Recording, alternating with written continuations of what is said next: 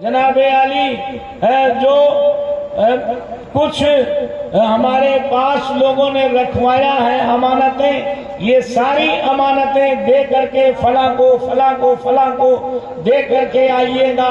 حضرت مولا علی بے فکری کے ساتھ لیٹ گئے اور لیٹے ہوئے تھے، اور سارے دشمن جو ہے سرکار کے گھر کو گھیرے ہوئے تھے۔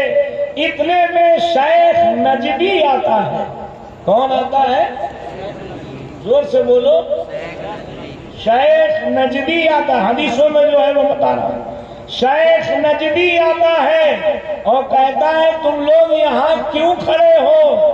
کہا کہ ہم لوگ کھڑے ہیں محمد، ارے صلی اللہ علیہ وسلم تو کہو، محمد صلی اللہ تعالی علیہ وسلم کو قتل کرنے کے لیے کھڑے ہیں۔ کہاں وہ گئے چھوڑ کر کے تم لوگوں کے آنکھوں میں دھول جھونک کر کے چلے گئے، تم لوگ چہرے پہ دھول پھینک کر کے چلے گئے۔ سرکار دو عالم صلی اللہ علیہ وسلم باہر نکلے اور سرکار نے فرمایا فَأَغْشَيْنَاهُمْ صَدًّا فَأَغْشَيْنَاهُمْ فَهُمْ لَا يُبْصِرُونَ، یہ پڑھا اور پھونکا اور ایسے پھینک دیا اور سرکار نکل گئے، کوئی نہیں دیکھ پایا۔ جب شیخ نجدی نے خبر دی تو لوگوں نے اپنے چہرے پہ ہاتھ پھیرا تو دیکھتے کیا ہے کہ جناب علی چہرے پہ گرد پڑا ہوا ہے۔ اب گئے اندر، دیکھا، جا کر کے شیخ نجدی نے کہا علی لیٹے ہوئے ہیں۔ وہ نہیں ہے، سرکار نہیں ہے، وہی لیٹے ہوئے ہیں۔ جا کر کے لوگوں نے حضرت علی سے پوچھا کہ تمہارے صاحب کہاں گئے؟ کہا مجھے نہیں معلوم کہاں گئے، مجھے لٹا گئے، میں اتنا جانتا ہوں۔ سنیں آپ؟ اور سرکار دو عالم صلی اللہ تعالی علیہ وسلم، یہ شیخ نجدی کی بڑی کہانی ہے، بڑی لمبی کہانی ہے۔ دارالندوہ ایک آفس تھا، سمجھ گئے آپ، مکے میں، اور وہاں پر جناب علی سرکار کے خلاف، اسلام کے خلاف جب پروگرام ہوتا تھا تو یہ شیخ نجدی آتا تھا رائے دینے کے لیے۔ یہ ابلیس ہے جو اپنے آپ کو شیخ نجدی کرتا تھا، سمجھے آپ؟ سرکار سیدنا صدیق اکبر رضی اللہ تعالیٰ عنہ، اللہ کے محبوب صلی اللہ علیہ وسلم جب بستر سے اٹھ کر کے اپنے حجرے مبارک سے اٹھ کر کے گئے تو دیکھا کہ صدیق اکبر دروازے پر کھڑے ہیں۔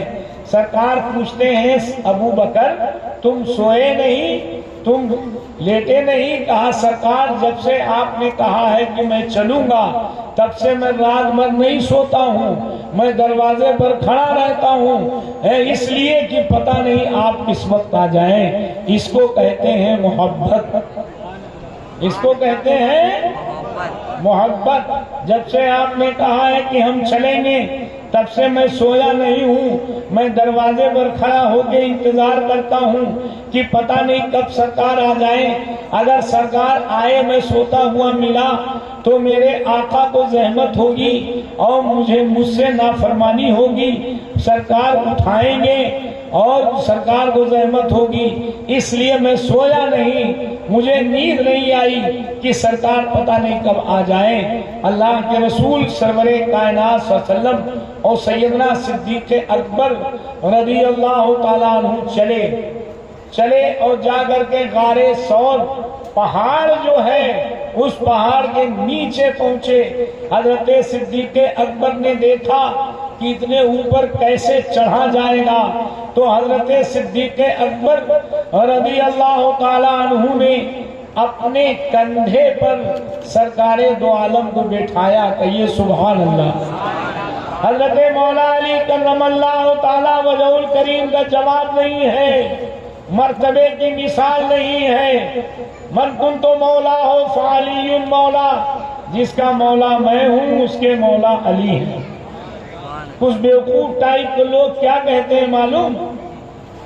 کہتے ہیں، ہماری جماعت کے لوگ کہتے ہیں بالکل صفائی کے ساتھ، سرکار جو ہے ابراہیم کے مولا، لہذا علی ابراہیم کے مولا، سرکار نوح علیہ السلام کے مولا، ابراہیم نوح علیہ حضرت علی جو ہے نوح علیہ السلام کے مولا، سرکار موسیٰ علیہ السلام کے مولا، لہذا علی موسیٰ علیہ السلام کے مولا، سرکار صدیق اکبر کے مولا۔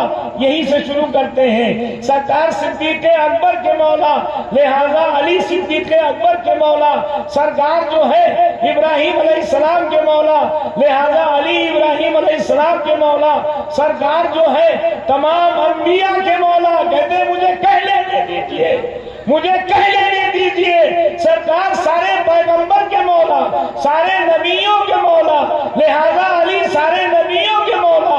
یہ نبیوں کی توہین ہے۔ مولا کے معنی دوست کے ہوتے ہیں، مولا کے معنی بچہ کے ہوتے ہیں، مولا کے معنی خادم کے ہوتے ہیں، مولا کے معنی دوست کے ہوتے ہیں۔ جس کے دوست سرکار ہیں اس کے دوست علی ہیں، اور جناب علی مولا کے معنی آقا لیا جائے تو علی ابراہیم کے آقا نہیں ہو سکتے، علی نوح کے آقا نہیں ہو سکتے، علی موسیٰ کے آقا نہیں ہو سکتے، اس لیے کہ یہ پیغمبروں کی جماعت ہے، اور پیغمبروں کی جماعت سے افضل کوئی صحابی ہو نہیں سکتا۔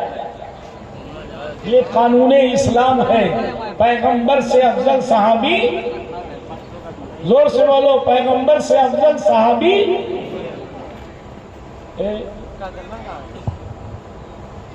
نعرہ تکبیر، نعرہ تکبیر، نعرہ رسالت۔ حضرت علامہ مولانا خالد رضا صاحب قادری، حضرت علامہ مولانا خالد رضا صاحب قادری، نبیر حضور مفتی اعظم نانپارہ، نعرہ حیدر۔ پیغمبر سے افضل صحابی، جلدی بولو، ارے عقیدہ یہی ہونا چاہیے، پیغمبر سے افضل صحابی، پیغمبر سے افضل صدیق نہیں، پیغمبر سے افضل علی نہیں، پیغمبر سے افضل عمر نہیں، پیغمبر سے افضل عثمان نہیں۔ اگر صدیق کو پیغمبر سے افضل کسی نے مان لیا تو وہ گمراہ کہلائے گا۔ وہ کیا کہلائے گا؟ گمراہ کہلائے گا، سمجھے آپ؟ لہذا حضرت سرکار سیدنا مولا علی کا جواب نہیں ہے۔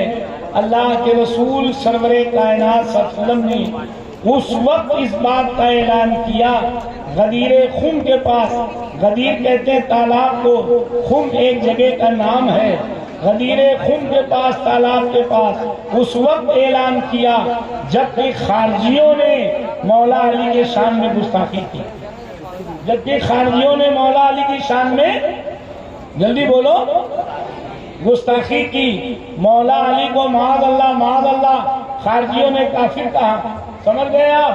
خارجیوں نے بے ادبی کی تو میرے آقا نے مولا علی کے ہاتھ کو پکڑ کے کہا، اے لوگوں سنو، غور سے سنو، من کنتو مولا ہو فعلی مولا، جس کا مولا میں ہوں اس کے مولا علی ہیں، جو میرا دوست ہے وہ علی کا دوست ہے، جو میرا دشمن ہے وہ علی کا دشمن ہے، اور جس نے مجھ کو تکلیف پہنچایا اس نے علی کو تکلیف پہنچایا، جس نے علی کو تکلیف پہنچایا اس نے مجھے تکلیف پہنچایا۔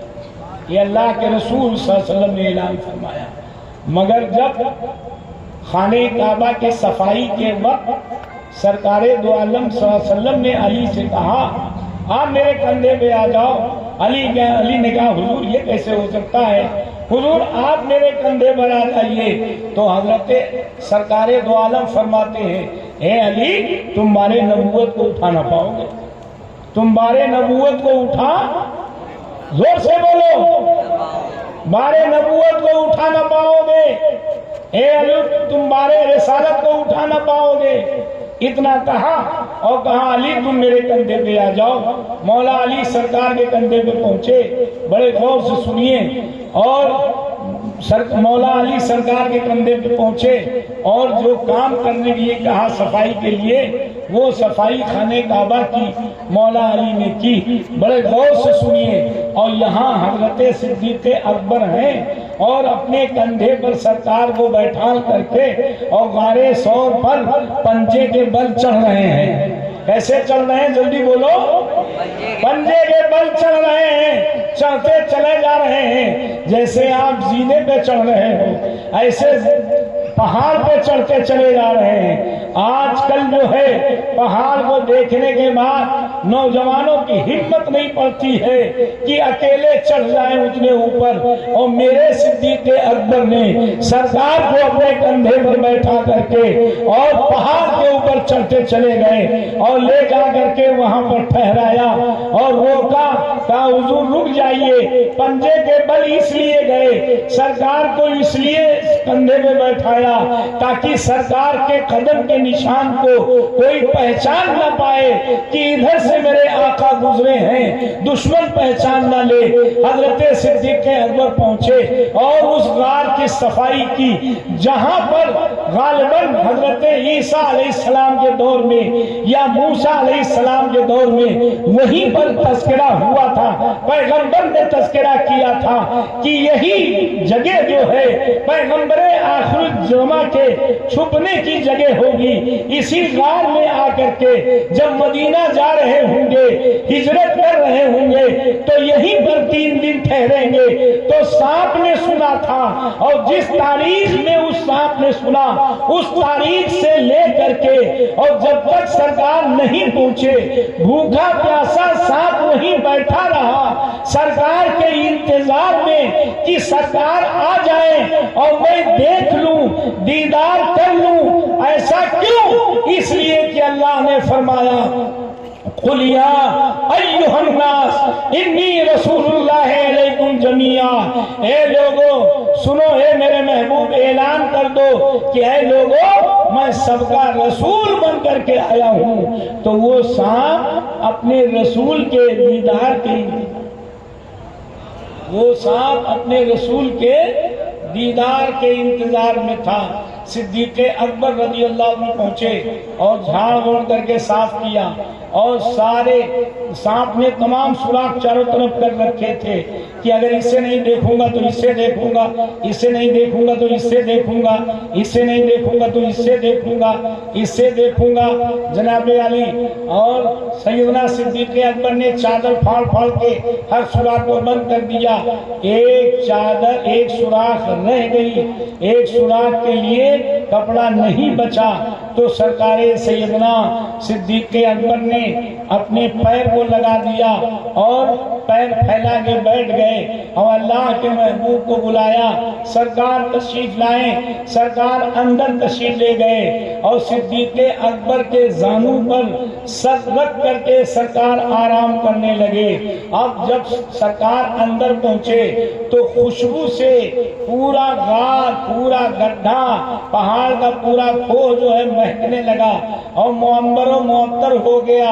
اب سانپ بے چین ہوا سرکار کو دیکھنے کے لیے. اس سوراخ پہ، اس سوراخ پہ، اس سوراخ پہ، اس سوراخ پہ، ہر سوراخ پر جناب علی آزمایا اس نے، کہیں سے نکل نہ سکا. ایک سوراخ تھا اس پہ اس نے سر مارا تو دیکھا کچھ ملائم ہے. انگوٹھا یا جناب علی انگوٹھا لگائے ہوئے تھے یا ایڑی لگائے ہوئے تھے. انگوٹھے کے بارے میں زیادہ اتفاق ہے. انگوٹھا لگائے ہوئے تھے اور سانپ نے پہلے سر سے ٹھوکر لگائی کہ اے صدیق انگوٹھا ہٹاؤ، ہم اپنے سرکار کی زیارت کریں. صدیق اکبر سمجھ گئے کوئی جانور ہے.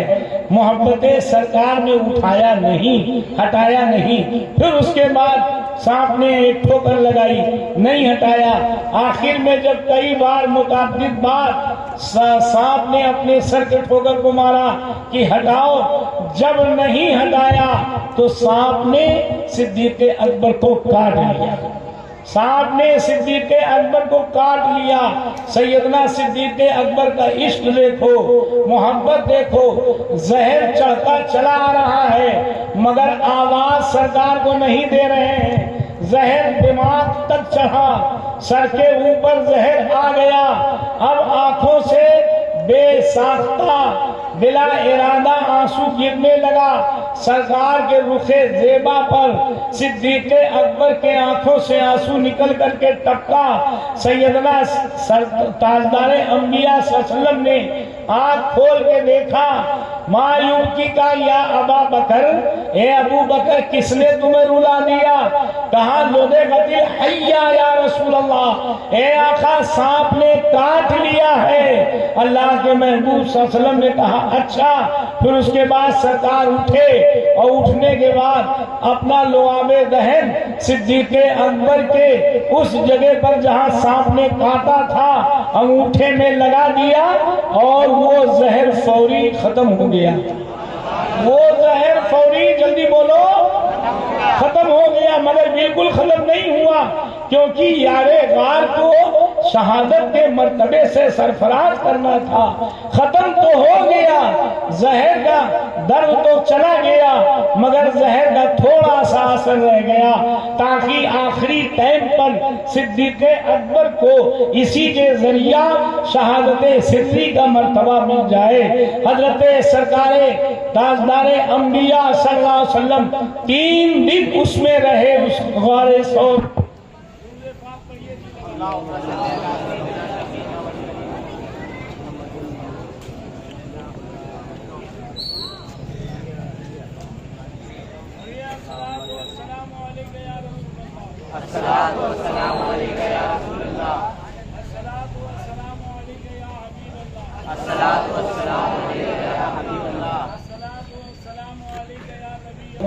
علیک دائماً یا رسول اللہ صلی اللہ تعالی علیہ وآلہ وسلم۔ حضرت سرکار سیدنا صدیق اکبر رضی اللہ تعالیٰ عنہ غار کے اندر ہیں۔ مکڑی نے جالا تن دیا۔ مکڑی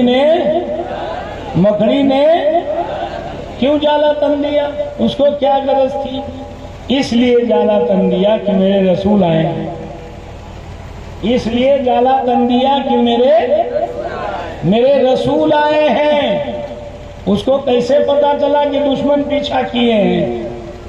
اس مکڑی کو کیسے پتا چلا کہ دشمن پیچھا لوگ سے بولو، کیسے پتا چلا کہ دشمن پیچھا کیے ہیں؟ اے مسلمانوں، جب ایک مکڑی کو اتنا علم ہو سکتا ہے، ابھی دشمن پہنچا نہیں ہے، ابھی دشمن ڈھونڈ رہا ہے، اور مکڑی کو پتا چل گیا، پیڑ کو پتا چل گیا، کبوتر کو پتا چل گیا کہ دشمن میرے سرکار کو ڈھونڈ رہا ہے، ہمیں ترکیب لگانی ہے کہ دشمن سمجھ نہ سکے کہ اس کے اندر سرکار ہے۔ جو پروردگار عالم جب جانور کو ایسا بنا سکتا ہے، اتنا علم دے سکتا ہے، تو بولو اولیاء کو کتنا علم دیا ہوگا، انبیاء کو کتنا علم دیا ہوگا۔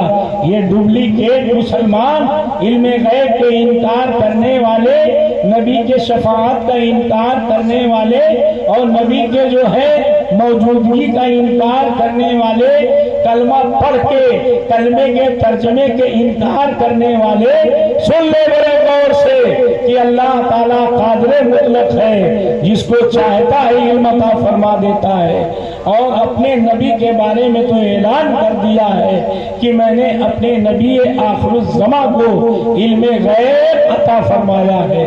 کتنا عطا فرمایا یہ کسی کو نہیں معلوم ہے، دینے والا جانتا ہے، اور پڑھنے والا جانتا ہے، پڑھانے والا جانتا ہے۔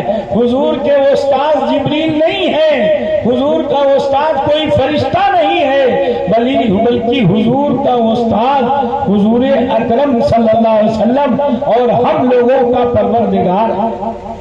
خود اللہ تعالیٰ نے فرمایا قرآن عظیم میں، جب جبریل آتے تھے اور آیت لے کے آتے تھے تو سرکار جلدی جلدی پڑھتے تھے، تو اللہ نے فرمایا جبریل سے آپ سن لیا کیجئے، پڑھا نہ کیا کیجئے، سنقرئک فلا تنسیٰ، ہم ان قریب ہم آپ کو اتنا پڑھا دیں گے کہ آپ کبھی نہیں بھولیں گے۔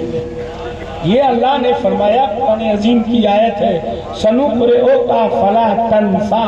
سرکار دو عالم صلی اللہ علیہ وسلم کو بولو کس نے پڑھایا ہے؟ جلدی بولو، بولو کس نے پڑھایا حضور کو؟ ارے حضور کو کس نے پڑھایا ہے؟ بولو اللہ تعالیٰ نے، اللہ تعالیٰ نے پڑھایا ہے۔ پہلے اللہ کے علم کا اندازہ لگاؤ، پھر سرکار کے علم کا اندازہ خود بخود ہو جائے گا، خود بخود ہو جائے گا۔ اللہ کے علم کا کوئی اندازہ نہیں، کوئی تھا نہیں، مصطفیٰ جان رحمت کے علم کی ہم لوگ کوئی تھا نہیں لگا سکتے۔ درود پاک پڑھیں جی لگا کر کے، اللہم صلی علی سیدنا و مولانا المرسلین۔ جناب علی مغرب نے جالا تن دیا، کبوتر نے انڈا دے دیا، اب یہ دشمن چڑھ کے گئے اور جناب علی غار کے پاس پہنچے۔ اندر سے صدیق اکبر نے دشمنوں کے پیروں کو دیکھا۔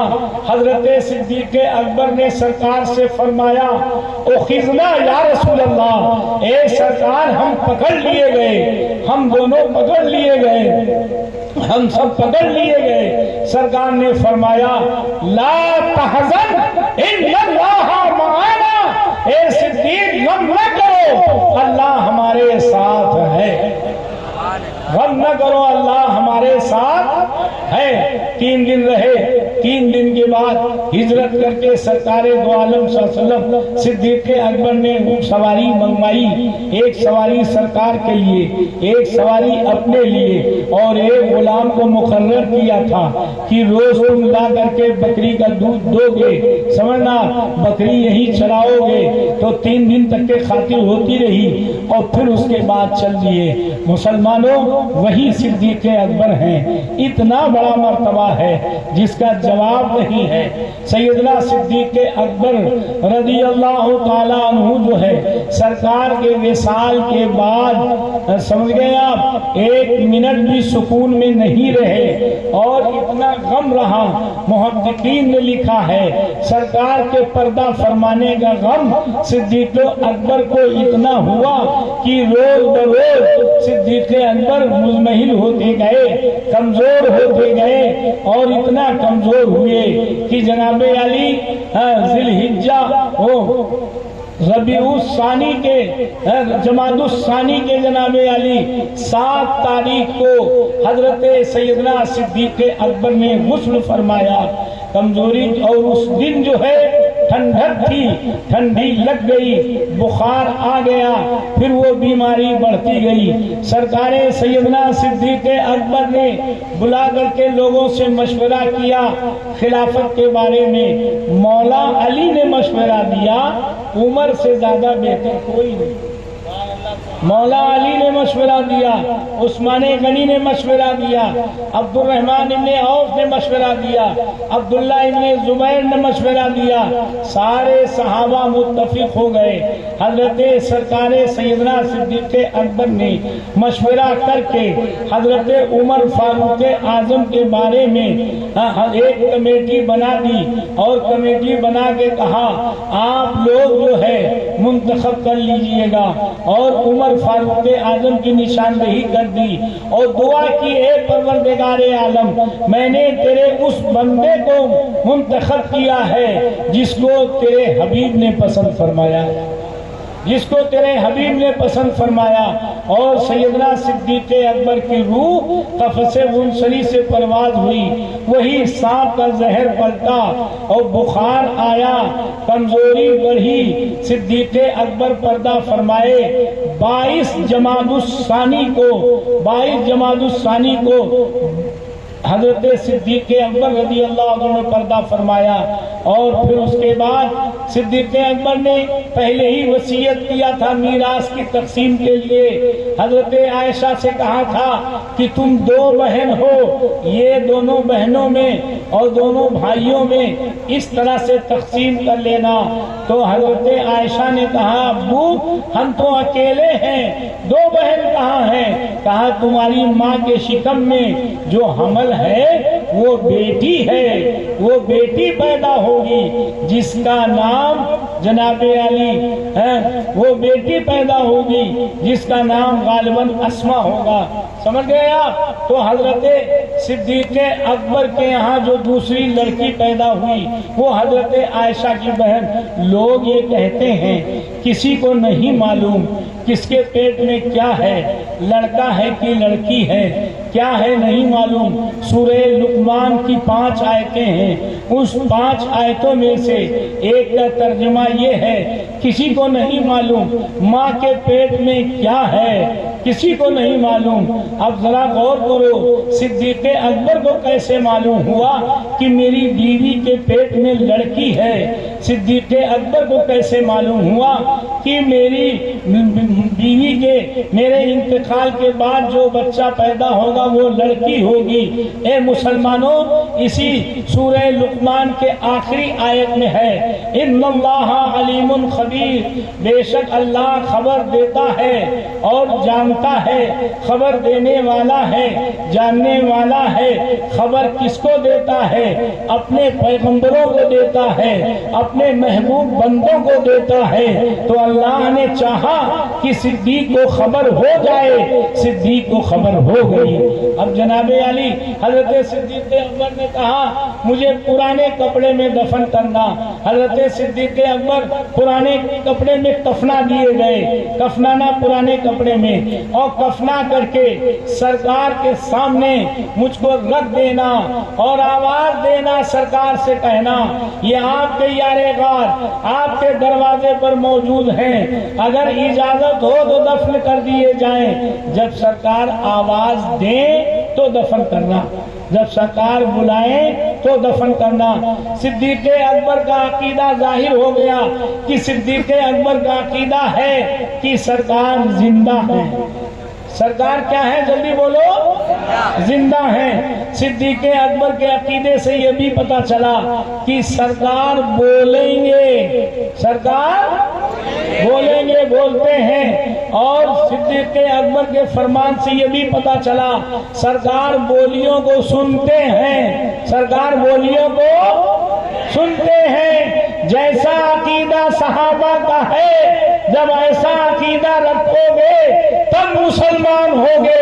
اگر اس کے خلاف عقیدہ رکھو گے تو چاہے جتنی عبادتیں ہوں, چاہے جتنی ریاضتیں ہوں, چاہے جتنا حج ہو, چاہے جتنی تلاوت ہو, چاہے جتنا تہجد ہو, سب رد کر دیا جائے گا.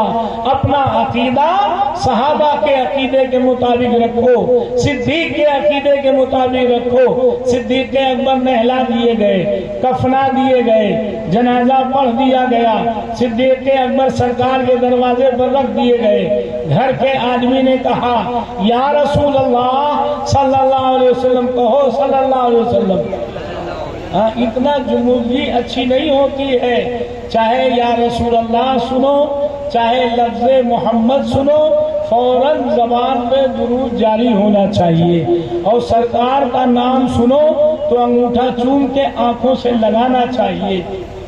یہ صدیق اکبر کی سنت ہے, عمر فاروق اعظم کی سنت ہے. صدیق اکبر نے انگوٹھا چوم کے آنکھوں سے لگایا ہے, اور عمر فاروق اعظم نے سرکار کے نام پر انگوٹھا چوم کے آنکھوں سے لگایا ہے. سرکار کے سامنے کیا ہے, اور سرکار نے یہ کہا ہے یہ صدیق جو کر رہے ہیں, عمر جو کر رہے ہیں, یہ محبت کی نشانی ہے, یہ محبت کی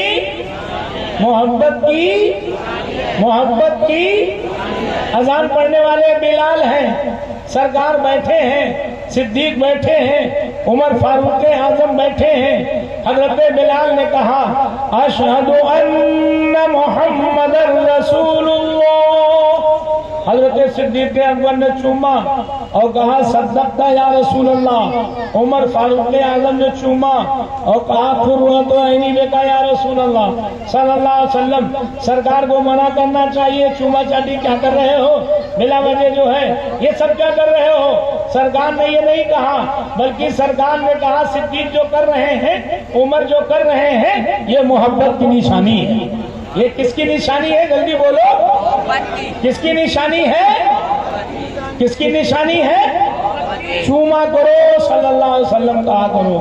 سرور کائنات صلی اللہ علیہ وسلم کے سامنے صدیق اکبر رکھ دیے گئے. گھر کے ایک فرد نے کہا یا رسول اللہ، بہت جلدی بھول جاتے ہیں، یا رسول اللہ صلی اللہ علیہ وسلم، یہ یارے غار، غارے سور کے دوست، یہ یارے غار گڈھے کے دوست آپ کی بارگاہ میں حاضر ہیں، ان کی خواہش ہے، تمنا ہے کہ آپ کے بغل میں دفن ہو جائیں، اگر اجازت دے تو دفن کر دیے جائیں۔ تو سرکار کے مزار سے، قبر انور سے آواز آتی ہے یوصل الحبیب الی الحبیب ان الحبیب مشتاق، دوست کو دوست سے ملا دو، بے شک دوست اپنے دوست سے ملنے کا شوق رکھتا ہے۔ اللہ تعالی ہمیں اور آپ کو محبت، عبادت، عمل کی توفیق رفیق عطا فرمائے۔ حضرات عبادت گزار بنیے، محبت کیجئے، درود کی کثرت کیجئے، کلمے کی کثرت کیجئے۔ بنی الاسلام علی خمس شہادت اللہ الہ الا اللہ، اسلام کی بنیاد 5 چیزوں پر ہے۔ نمبر 1 کلمہ طیب لا الہ الا اللہ، نماز، روزہ، حج، زکوٰۃ، کلمہ، نماز، روزہ، حج، زکوٰۃ، یہ اسلام کی بنیاد ہے۔ ان بنیادوں میں کمزوری نہیں آنی چاہیے۔ السلام علیکم وآخر دعوانا ان الحمدللہ رب العالمین۔ سبحان اللہ، سبحان اللہ۔ رہیں گے حشر تک باقی، رہیں گے حشر تک باقی، بہتر کربلا والے کہ رہیں گے حشر تک باقی، کربلا والے یزیدی مٹ گئے، لیکن یزیدی مٹ گئے، لیکن ہے گھر گھر کربلا والے، یزیدی مٹ گئے، لیکن ہے گھر گھر کربلا والے۔ یہ بھی شیر کو الفاظ سماعت فرمائیں۔ سنو اے ظالمو تم پیاس کا تالا نہ دو ان کو۔ مصرع ثانی انشاءاللہ پڑھوں گا تو آپ کو لطف آ جائے گا، سماعت فرمائیں۔ سنو اے ظالمو تم پیاس کا تالا نہ دو ان کو، ہے رکھتے اپنی ٹھوکر میں، ہے رکھتے اپنی ٹھوکر میں، سمندر کربلا والے، ہے رکھتے اپنی ٹھوکر میں، ہے رکھتے اپنی ٹھوکر میں، سمندر کربلا والے۔ اور یہ بھی شعر بہت پیارا شعر ہے، انشاءاللہ کوئی خاموش نہیں رہے گا۔ یزیدی ہے کہ مرتے جا رہے ہیں، پانی پی پی کر،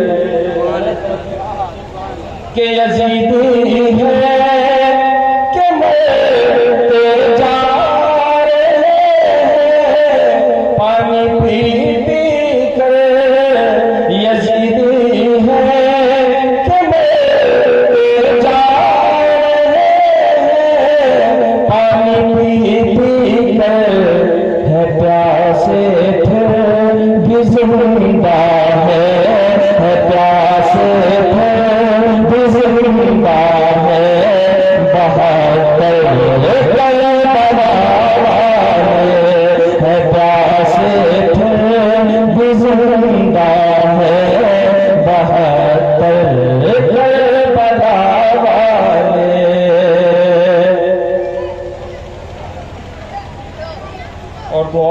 یہ شعر بھی نظر کرتا ہوں، سماعت فرمائیں۔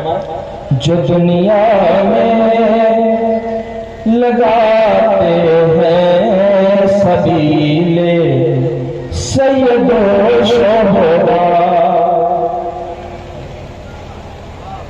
جو دنیا میں لگاتے ہیں سبیلے سید و شہداء، جو دنیا میں لگاتے ہیں سبیلے سید و شہداء، پلائیں گے انہیں محشر، پلائیں گے انہیں محشر میں کوثر کربلا والے، پلائیں گے یا رسول اللہ انشاءاللہ، یا رسول اللہ۔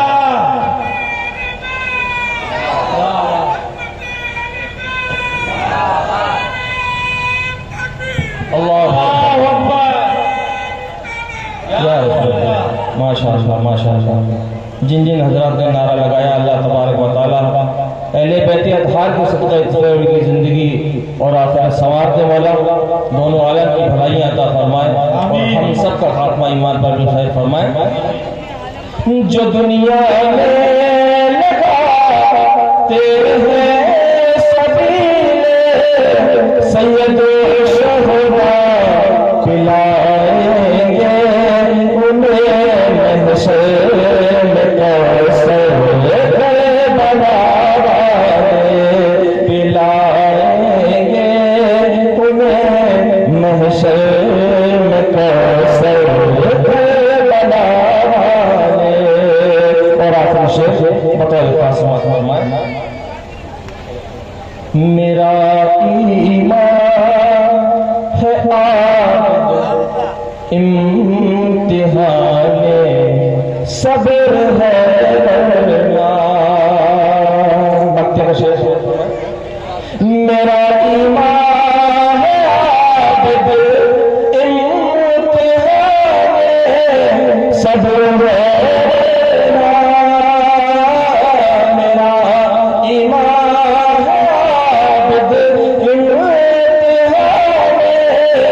صبر ہے ورنہ، ہر ایک دشمن پہ باری، ہر ایک دشمن پہ باری ہے، ہر ایک دشمن پہ باری ہے، اصغر کربلا والے، ہر ایک دشمن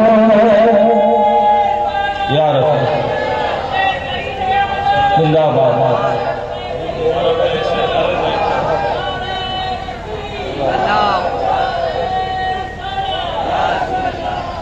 میرا ایمان ہے عابد امتحان صبر ہے ورنہ، میرا ایمان ہے عابد امتحان صبر ہے ورنہ، ہر ایک دشمن پہ باری ہے، ہر ایک دشمن پہ باری ہے، یہ اصغر کربلا والے ہے، ہر ایک دشمن پہ باری ہے، یہ اصغر کربلا والے، یزیدی مٹ گئے لیکن ہے گھر گھر کربلا۔ سبحان اللہ سبحان اللہ۔ نعرہ رسالہ، پیغام شہید اعظم، پیغام شہید اعظم، فیضان حضور مرشد اعظم، مسلک اعلی حضرت، مسلک اعلی حضرت، نعرہ حیدر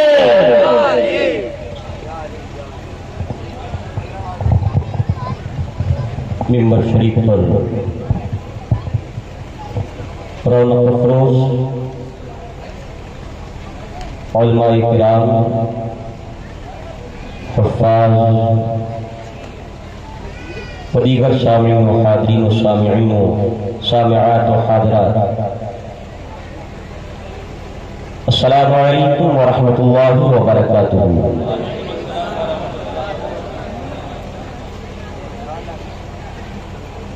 السلام علیکم۔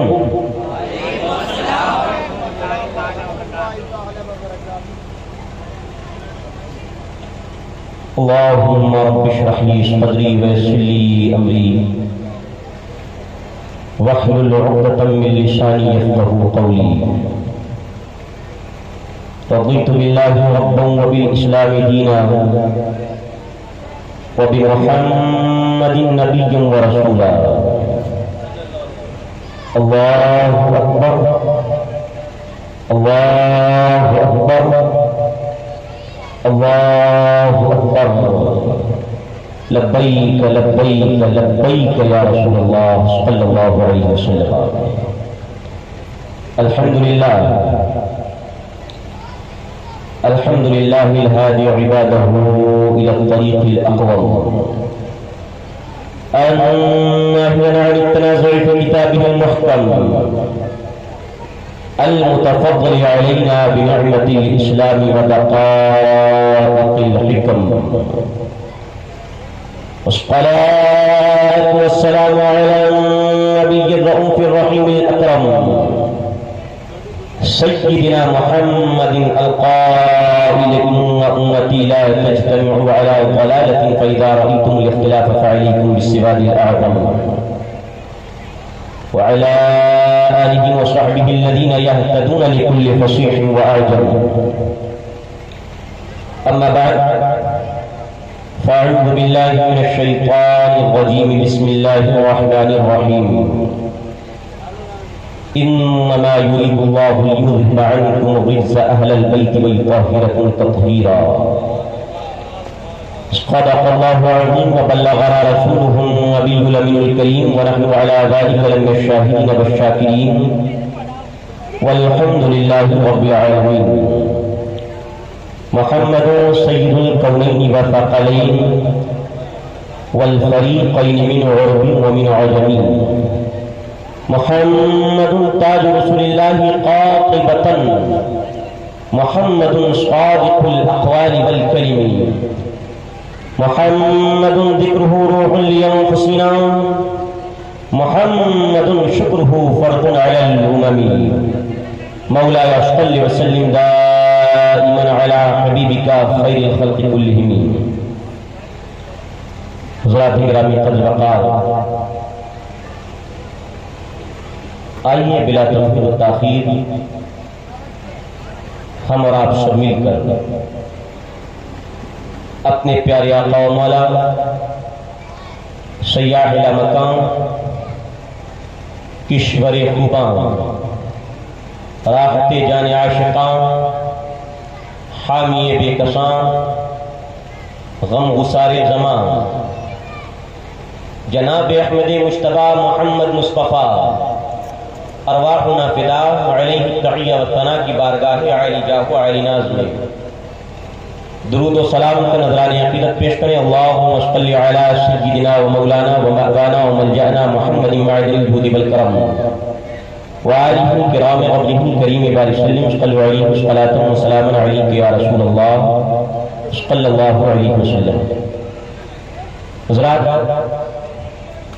مجھے تو یاد آ رہا ہے کہ میں آپ کی شہر اورئی میں پہلی بار حاضر آیا. اللہ رب العزت سے دعا ہے کہ مولا تعالی ہمارے اور آپ کے درمیان جو یہ ایمانی رشتہ قائم ہے، اللہ تاحین حیات اس ایمانی رشتے کو قائم و دائم رکھے.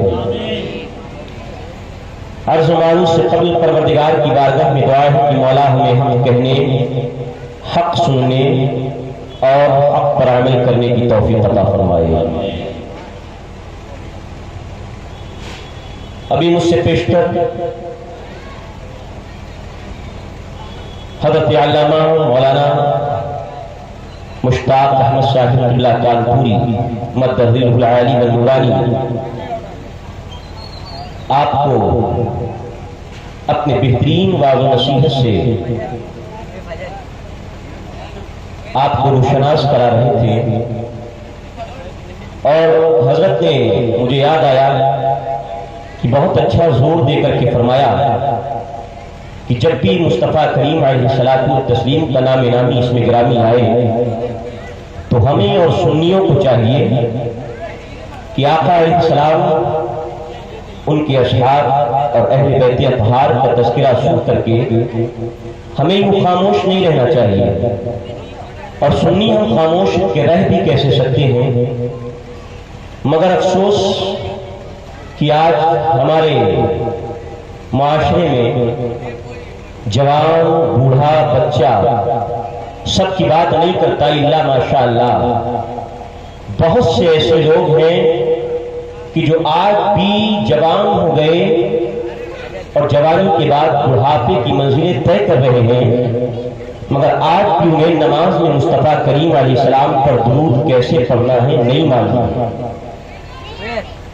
جوان نے کلمہ پڑھتے پڑھتے زندگی گزاری، بچے نے کلمہ پڑھنے والے باپ کی چھتر چھایا میں رہ کر کے اور کلمہ پڑھنے والی ماں کی گود میں بیٹھ کر کے اپنے آپ کو پروان چڑھایا۔ مگر افسوس اس بات کا ہوتا ہے کہ ہمارے آقا علیہ الصلوۃ والتسلیم کا جب نام نامی اس میں گرامی آتا ہے تو بہت سارے سنیوں کو پڑھنا ہی نہیں آتا درود۔ اس بارے میں شاعر کا ایک شعر پیش کر کے ایک مثال بیان کرنا چاہتا ہوں۔ شاعر کہتا ہے، خشک شاخوں کو وہ تازہ گلاب دیتے ہیں، عہد پیری میں وہ پھر سے شباب دیتے ہیں۔ ابھی آپ کو شعر نہیں سمجھ میں آیا ہوگا، لیکن شعر کو سمجھیے گا۔ شاعر نے کہا، خشک شاخوں کو وہ تازہ گلاب دیتے ہیں، عہد پیری میں وہ پھر سے شباب دیتے ہیں۔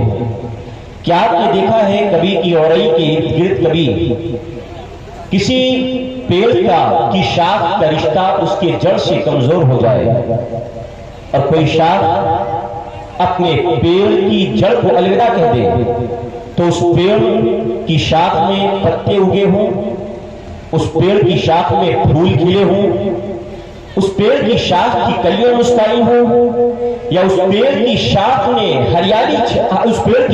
ہریالی چھائی ہو، آپ نے دیکھا ہوگا نہیں۔ جب ڈال نے اپنی جڑ سے اپنے پیڑ سے رشتہ توڑا تو اب نہ کلیاں مسکرائی، نہ پتے اگے، اور نہ اس پیڑ میں پود کھلے، اور نہ ہی اس پیڑ پر ہریالی چھائی، وہ شاخ مرجھا کے رہ گئی۔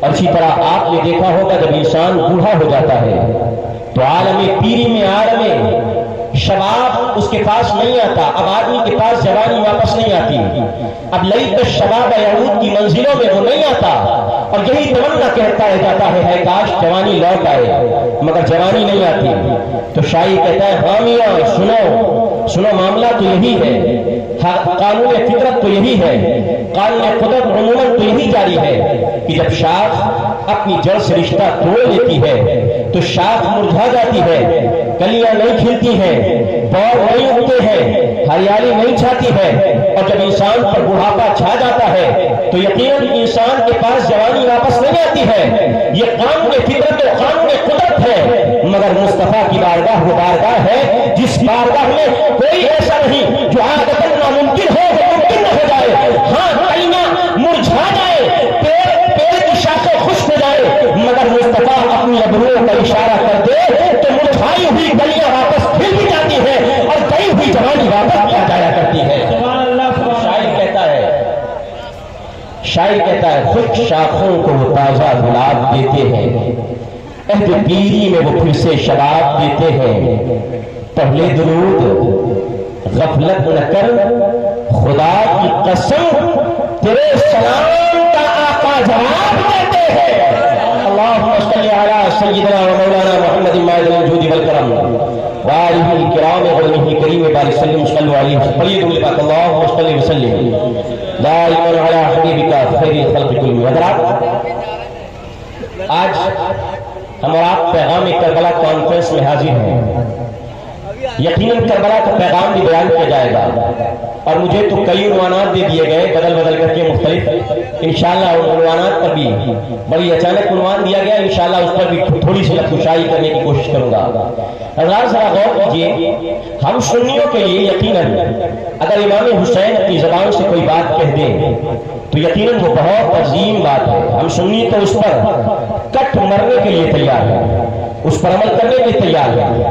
مگر جب امام حسین یہ کہہ دیں کہ سنیوں یہ بات میں اپنی طرف سے نہیں کہہ رہا ہوں, یہ بات تو مصطفیٰ جان رحمت علیہ السلام فرما رہے ہیں, میرے نانا جان فرما رہے ہیں, تو یقین جانیے اس بات کی اہمیت اور عظمت میں اور چار چاند لگ جاتے ہیں, وہ بات اور بھی زیادہ عظیم اور دوبالا ہو جایا کرتی ہے. حضرات یقیناً ہر سنی امام کی بات پر عمل پیرا ہونے کے لیے تیار ہے, مگر جب وہ بات امام حسین نبی کی طرف منسوب فرما دے تو یقیناً اس بات کی اہمیت ہی بڑھ جایا کرتی ہے. آج ہم آپ کو بتانا چاہتے ہیں سنی ہونے کا مطلب کیا ہے, اہل سنت کسے کہتے ہیں, سنی کیا ہے. تو ذرا غور کیجیے, سنی وہ ہے, سنی کسے کہتے ہیں. تو بڑی مختصر تاریخ اور بڑی جامع تاریخ آپ کو میں بیان کرنا چاہتا ہوں, اور یہ تاریخ یوں تو یہ تاریخ بہت سے لوگوں نے بیان فرمائی ہے. فرمایا سنی محب اہل بیت کو کہتے ہیں. سنی وہ ہوتا ہے جو اہل بیت سے محبت کرتا ہے, سنی وہ ہوتا ہے جو اہل بیت کے گن گاتا ہے, سنی وہ ہوتا ہے جو اہل بیت کے گیت گاتا ہے, سنی وہ ہوتا ہے جو اہل بیت کے لیے اپنے دل میں بغض نہیں رکھتا ہے. یہ بات تو یقیناً بہت سی کتابوں میں آئی ہے. اگر آپ داتا گنج بخش ہجویری رحمۃ اللہ علیہ کی کتاب آپ اٹھائیں تو آپ اس میں بھی پائیں گے تصوف کی کتاب جو آرا کتاب اسرار شریف ہے, اس میں بھی آپ پائیں گے. مگر آپ اگر سیدنا شیخ مجدد الفسانی رحمۃ اللہ علیہ کی مکتوبات شریف کو اٹھائیں گے, اس میں بھی سنی ہونے کی تعریف اور شرطوں میں یہ شرط بیان کی گئی ہے کہ سنی وہی ہو سکتا ہے, سنی وہی ہو سکتا ہے, سنی وہی ہو سکتا ہے جو اہل بیت سے سچی محبت کرے گا. آپ امام محمد رضا کی کتابوں کا مطالعہ کریں تو اس میں بھی محبت اہل بیت کے سنی ہونے کی شرطوں میں ایک شرط قرار دیا گیا ہے. مگر میں ان سب کی بات نہ کر کے اور سب کی اصل اور سب کی جناب خاتم پیغمبراں سرور سرور حامی بے کساں احمد مصطفیٰ محمد مصطفیٰ صلی اللہ علیہ وسلم کی بارگاہ میں چلتے ہیں. آقا سنی کون ہے تو مصطفیٰ کریم علیہ السلام کی نواسے امام حسن شہید نینوا, امام دشت کربلا, باغ زہرا کے پھول, شہزادہ بطول, یہ کیا بیان فرماتے ہیں کربلا کے میدان میں کھڑے ہو کر کے یزیدیوں کے دربار درمیان میں خطبہ دیتے ہیں اور ارشاد فرماتے ہیں اولا یبلغکم, کیا تمہیں یہ بات نہیں پہنچی ہے یزیدیوں, کیا تمہیں میرے بارے میں یہ خبر نہیں ملی ہے, کیا میرے آقا اسلام نے مجھ کو اور میرے بھائی حسن کو دونوں کو بیٹھ کر کے ارشاد فرمایا تھا, کیا فرمایا تھا, انتما سیدا شباب اہل اہل الجنہ, اے حسن اے حسین اے حسن اے حسین اے حسن اے حسین, تم جنت کے جوانوں کے سردار ہو. آقا اسلام نے اپنے سامنے بٹھا کر تم سے یہ بات فرمائی تھی. اور اگلا جملہ سنیے, اپنی قسمت پہ نوش کرو, سنیے اپنی عظمت پہ نوش کرو, سنیے اپنی بزرگی پہ نوش کرو. کیا میرے آقا اسلام نے اگلا جملہ ارشاد فرمایا ہے. آج تک آپ نے, میں چیلنج کے ساتھ کہتا ہوں, آج تک آپ نے حدیث کا فقط اتنا ہی ٹکڑا سنا ہوگا کیا کہ میرے آقا نے فرمایا ہے حسن حسین جنتی جوانوں کے سردار ہے, یہی تک سنا ہوگا, یہ ٹکڑا نہیں سنا ہوگا. فقیر یہ ٹکڑا بیان کرتا ہے, اس ٹکڑے کو حوالے کے ساتھ بیان کرتا ہے. حوالہ کیا ہے, پہلے حوالہ لکھ لیجئے, یاد کرنے والے یاد کر لیجئے, نوٹ کرنے والے نوٹ کر لیجئے, ریکارڈ کرنے والے ریکارڈ کر لیجئے, تاکہ کل کو کوئی یہ نہ سکے اپنی طرف سے بیان کرتے گئے ہیں. ہاں امام ابن الاثیر الجزری رحمۃ اللہ علیہ جنہوں نے کتاب لکھی ہے الکامل فی الضعفاء, اپنی کتاب الکامل کی جلد نمبر 3 ہے, والیوم نمبر 3 ہے, پیج نمبر 419 ہے, 419 نمبر پیج پر لکھا ہے. کہا امام حسین نے کربلا کے میدان میں یہ پیغام دیا ہے. میرے آقا نے فرمایا تھا حسن حسین جنتی جوانوں کے سردار ہے, وہ قرۃ عین اہل سنہ, اور صرف جنتی جوانوں کے سردار ہی نہیں, حسن اور حسین سنیوں کی آنکھوں کی ٹھنڈک بھی بن کر کے آئے ہیں. ہم نے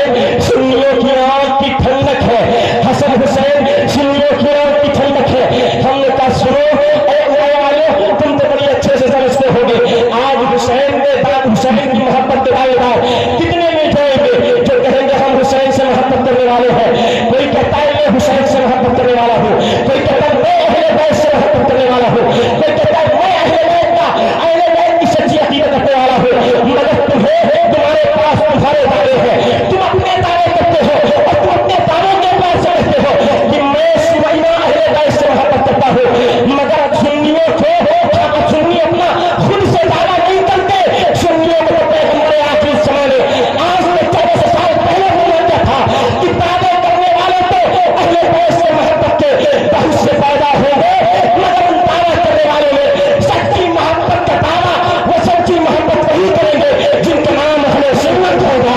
معلوم ہوا دنیا میں اگر حسن حسین کا سچا کوئی بھی کوئی ہے تو سنی ہوئی سچا محبت کرنے والا ہے۔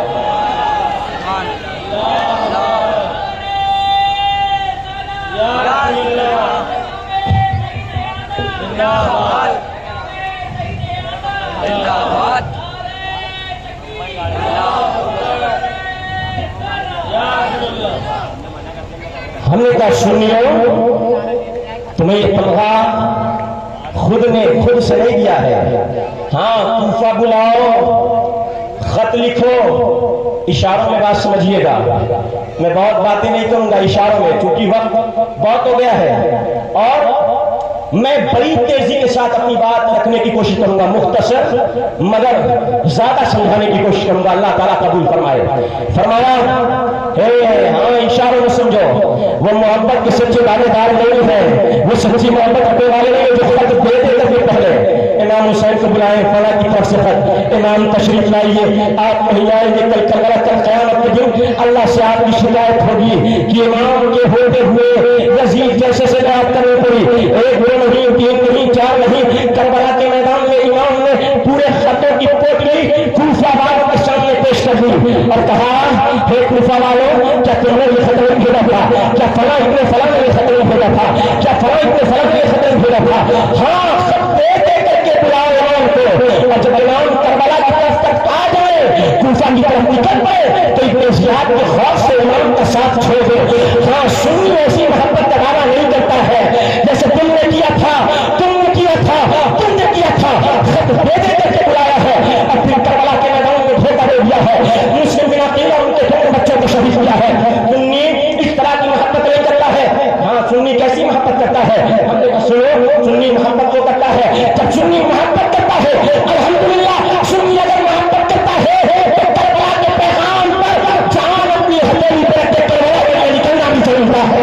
آج بھی آپ ذرا دیکھ لیجیے، آج سنی ذکر حسین کرتے ہیں، آج سنی ذکر حسین میں بیٹھے ہیں، ہم اور آپ سب ذکر حسین کر رہے ہیں، ذرا غور سے سنیے گا، ذکر حسین ہم بھی کر رہے ہیں، آپ بھی کر رہے ہیں، وہ بھی کرتے ہیں، ہم بھی کرتے ہیں، مگر ذرا غور کیجیے کون مولانا جان کی شریعت کے دائرے میں ہوتا ہوا ذکر حسین کرتا ہے، کون نبی کے دین کو بیان کر کے ذکر حسین کرتا ہے۔ اور آج بہت سے لوگ ہیں، آج اپنوں میں بھی بہت سے لوگ ہیں جو بریلوی اہل سنت والجماعت جو ہے یہ حضرت اہل بیت سے محبت نہیں کرتے ہیں، اہل بیت کی سچی محبت نہیں رکھتے ہیں۔ ہم نے کہا یہ کام خیالی چھوڑ دو، امام احمد رضا نے ہمیں اہل بیت سے محبت سکھائی ہے کہ اللہ کی قسم قیامت تک کے اس طرح محب اہل بیت ڈھونڈتے رہ جاؤ گے مگر اس طرح محبت کرنے والا نہیں پاؤ گے۔ میرا امام فتاوی رضویہ شریف میں ایک مقام پر تحریر فرماتا ہے، کیا فرماتا ہے؟ فرماتا سنو آج ہم ذکر حسین کرتے ہیں اور حسین کرنے پر بہت سے لوگوں کو پیٹ میں درد ہوتا ہے، مگر سنو حسین کا نام تو وہ نام ہے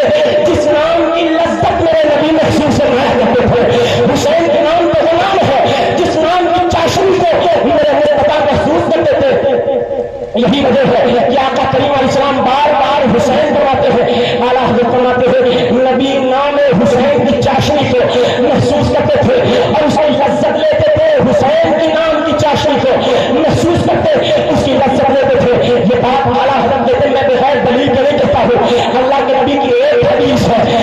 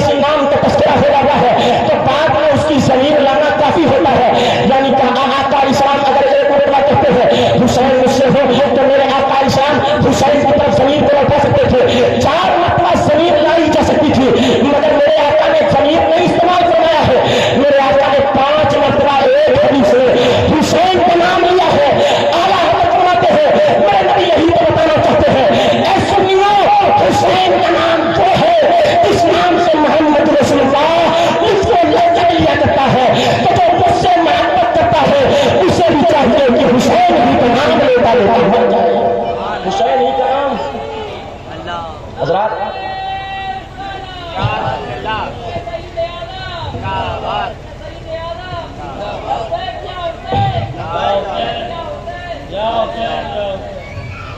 حضرات ذرا غور کیجیے، میرے آقا علیہ السلام نے فرمایا الحسین منی وانا من الحسین، حسین مجھ سے ہے میں حسین سے ہوں۔ اب ذرا غور کیجیے گا، میں آپ کی توجہ کا طالب ہوں۔ آقا نے فرمایا میں حسین سے ہوں، حسین مجھ سے ہے، یہ بات کو سمجھ میں آتی ہے؟ حسین مجھ سے ہے، حسین مجھ سے ہے، یعنی حسین میری جگر فاطمہ کا ٹکڑا ہے۔ اور میرے آقا علیہ السلام نے وہ خواب بڑا مشہور ہے جو آپ نے سنا ہوگا، بارہا میں اپنے عنوان کی طرف بھی آؤں گا، مگر وہ خواب آپ نے بارہا سنا ہوگا جس خواب میں ام الفضل نبی کی چچی نے خواب دیکھا تھا کہ آقا علیہ السلام کے جسم پاک کا ایک ٹکڑا، آقا علیہ السلام کے جسم پاک کا ایک ٹکڑا ام الفضل کی گود میں گرتا ہے کر کے۔ حضرت ام الفضل پریشان ہے، آقا علیہ السلام کی بارگاہ میں آتی ہے، گھبرائی ہوئی ہے، عرض کرتی ہے یا رسول اللہ علیہ الصلوۃ والتسلیم میں نے بڑا ڈراؤنا خواب دیکھا ہے۔ کیا دیکھا ہے؟ بڑا ڈراؤنا خواب ہے۔ آقا فرماتے ہیں ام الفضل بہت تیرے خواب کیا ہے؟ عرض کرتی ہے یا رسول اللہ علیہ السلام میں نے خواب دیکھا ہے کہ آپ کے بدلے پاک کا ایک ٹکڑا کٹتا ہے اور کٹ کر کے میری گود میں گر پڑتا ہے۔ میرے آقا نے فرمایا اس خواب سے پریشان نہ ہو، یہ خواب بشارت بن کر کے آیا ہے کہ میری بیٹی فاطمہ کو ایک بیٹا پیدا ہوگا، جو بیٹا سب سے پہلے اے ام الفضل تیری گود میں لیا جائے گا، اے ام الفضل تیری گود میں لیا جائے گا۔ تو یہ بات تو سمجھ میں آتی ہے، یہ بات تو سمجھ میں آتی ہے کہ حسین مجھ سے ہے، یعنی حسین میرے جسم پاک کا ایک ٹکڑا ہے، حسین میری بیٹی فاطمہ کا بیٹا ہے، میرا مراسہ ہے، بات تو سمجھ میں آتی ہے، مگر میں حسین سے ہوں، یہ کیسے؟ اب ذرا اس کی ایک تعبیر تو یہ ہو سکتی ہے کہ میں حسین سے ہوں، مطلب یہ ہے کہ میں ایک تعبیر تو اس کی یہ ہے کہ میں حسین سے ہوں، مطلب یہ ہے کہ حسین کی ساری خوبیاں جو ہے وہ ساری خوبیاں مجھ سے ہے، ساری خوبیاں مجھ سے ہے، ساری خوبیاں مجھ سے ہے۔ اب میری سانس سے لے کر کے حسین کی جوانی تک، حسین کی جوانی تک، حسین کی جوانی تک اسلام ظاہری طور پر یقیناً میرے ذریعے سے یقیناً اسلام پر میرا احسان رہے گا۔ اور جب حضرت امام حسین کربلا کے میدان میں پہنچیں گے اور کربلا کے میدان میں پہنچ کر کے میرا حسین کربلا کے میدان میں حضرت کربلا کے میدان میں حق کے لیے خود کو قربان کرے گا، خود کو قربان کرے گا، اپنے بیٹے علی اصغر کو قربان کرے گا، اپنے بیٹے علی اکبر کو قربان کرے گا، اپنے بھاپے بھتیجے قاسم بن حسن کو قربان کرے گا اور ہمیں محمد بھانجے کو قربان کرے گا۔ سارا دربار حسین لٹا دے گا اور حق کے لیے کھڑا رہے گا۔ مطلب یہ ہے کہ اسلام کا وجود میری ذات سے ہے اور اسلام کی بقا جو کربلا سے لے کر کے قیامت تک کے ہوگی، اس اسلام کی بقا حسین کی ذات سے ہے۔ یہی تو میرے آقا فرمانا چاہتے ہیں کہ حسین مجھ سے ہے، میں حسین سے ہوں، کہ کربلا تک تو حسین مجھ سے ہے اور اس کے بعد میرے دین، میرے اسلام کی بقا، یعنی میرے تذکروں کی بقا، میری شریعت کی بقا، میرے دین کی تحقق، میرے دین کی بقا، یہ حسین سے ہے، یہ حسین سے ہے۔ اب ذرا غور کیجیے، سوری زبان کا بڑی تیزی سے آپ کو آگے لے جانا چاہتا ہوں۔ میرے آقا علیہ السلام حسین سے کیسی محبت فرماتے ہیں اور حسین کی محبت میرے مصطفیٰ کریم علیہ السلام کے دل میں کیسی ہے۔ آج بہت سے لوگ کہتے ہیں کہ بریلی والے اہل بیت سے محبت نہیں کرتے ہیں، یہ بریلی والے اہل بیت سے سچی عقیدتیں رکھتے ہیں۔ ہم نے کہا میاں یہ غلط فہمیاں پھیلانا چھوڑ دو، یہ خام خیالی چھوڑ دو۔ امام نے اور امام کے خاندان والوں نے اہل بیت سے محبت صرف زبان میں نہیں کی ہے، امام اور امام کے گھر والوں نے اہل بیت سے محبت کر کے دکھائی ہے۔ میرے پیرے مرشد حضور تاج الشریعہ رحمۃ اللہ علیہ کا زمانہ ہے، تاج الشریعہ کی بارگاہ میں ایک سوال کرنے والا سوال کرتا ہے، اے حضور یہ بتائیے ایک شعر ہے، نعت شعر کیا ہے؟ ہر ایک کی زبان پہ جاری ہے، ہر ایک نے سنا ہے۔ شعر یہ ہے شاہ است حسین، بادشاہ است حسین، دین است حسین، دین پناہ است حسین، فرقاد نتاب دست پر دست رسید حقہ کی بنائے لا الہ است حسین۔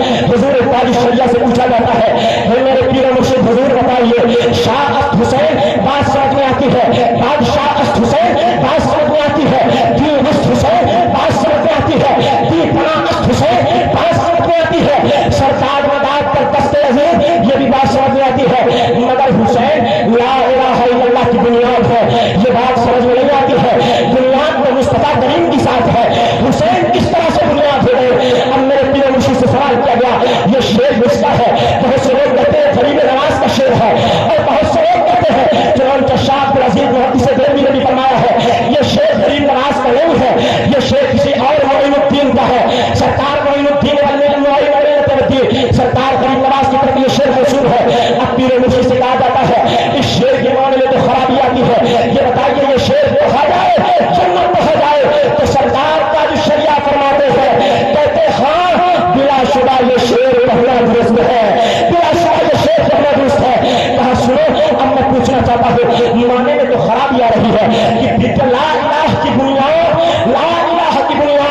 امام حسین کیسے ہو سکتے ہیں؟ لا الہ ایک ہے لا الہ الا اللہ، ایک ہے لا الہ، لا الہ کہنا جائز نہیں ہے، لا الہ الا اللہ کہہ سکتے ہو لیکن لا الہ کہنا جائز نہیں ہے۔ کہتے ہیں شیخ لا الہ بھی ہے اور بنا بھی ہے، کیسے یہ شیخ صحیح ہو سکتا ہے؟ میرے تاج شریعہ فرماتے ہیں، محب اہل بیت فرماتے ہیں، بریلی کی محبت دیکھیے، کہتے ہیں یہ شعر درست بھی ہے اور اس کا معنی بھی درست ہے، کیونکہ یہ شعر اسی کلمہ پڑھنے والے نے کہا ہے۔ جب لا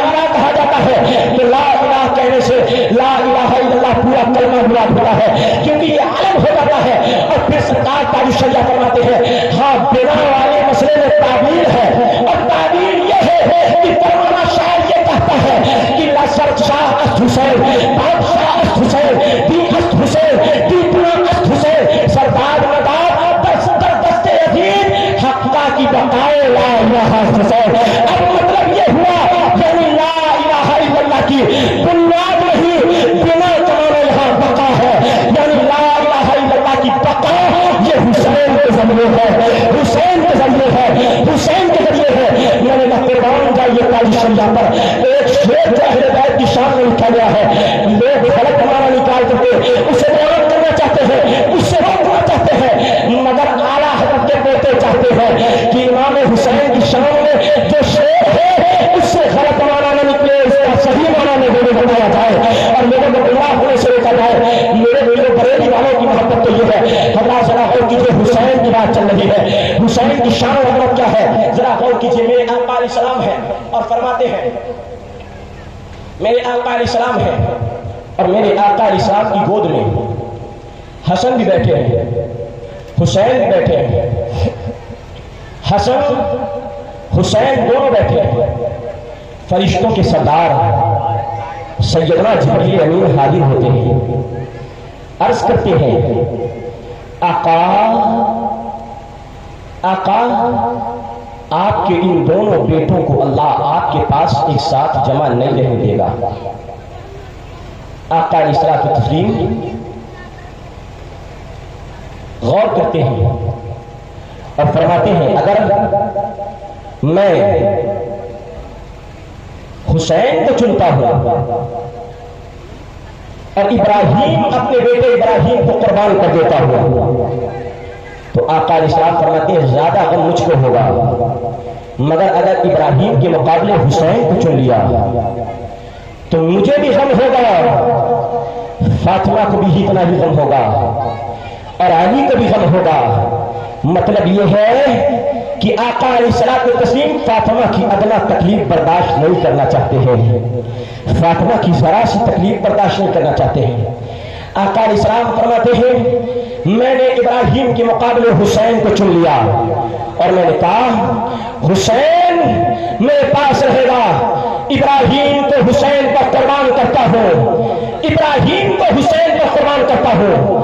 اب حضرت ابراہیم رضی اللہ عنہ کی روح پاک کو قبض کر لیا جاتا ہے اور حسین رضی اللہ تعالیٰ عنہ کو بچا لیا جاتا ہے۔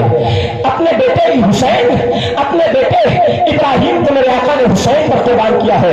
اب ذرا غور کیجیے، جب بھی حسین مصطفیٰ کی بارگاہ میں آتے ہیں تو میرے آقا علیہ السلام فرماتے ہیں اے حسین میں نے تجھ پر اپنے بیٹے ابراہیم کو قربان کیا ہے۔ سوال یہ پیدا ہوتا ہے نواسے پر بیٹا کون قربان کرتا ہے؟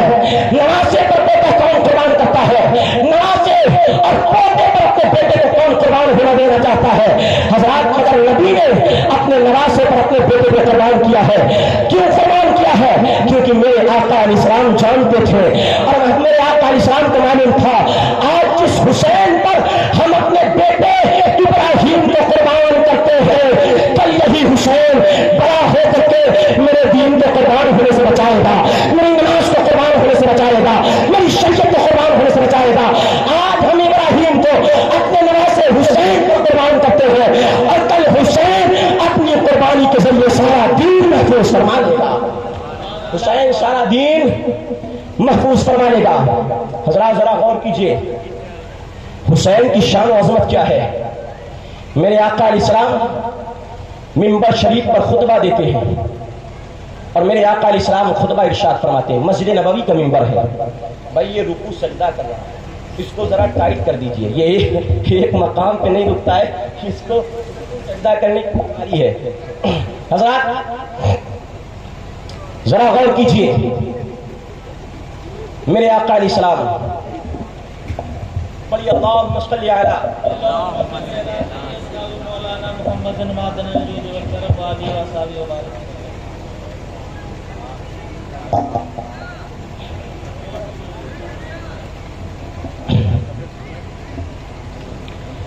حضرات میں عرض ہی کر رہا تھا, میرے آقا علیہ السلام مسجد نبوی شریف کے منبر پر کھڑے ہو کر کے خطبہ دے رہے ہیں, خطبہ دے رہے ہیں, جمعہ کا خطبہ ہے.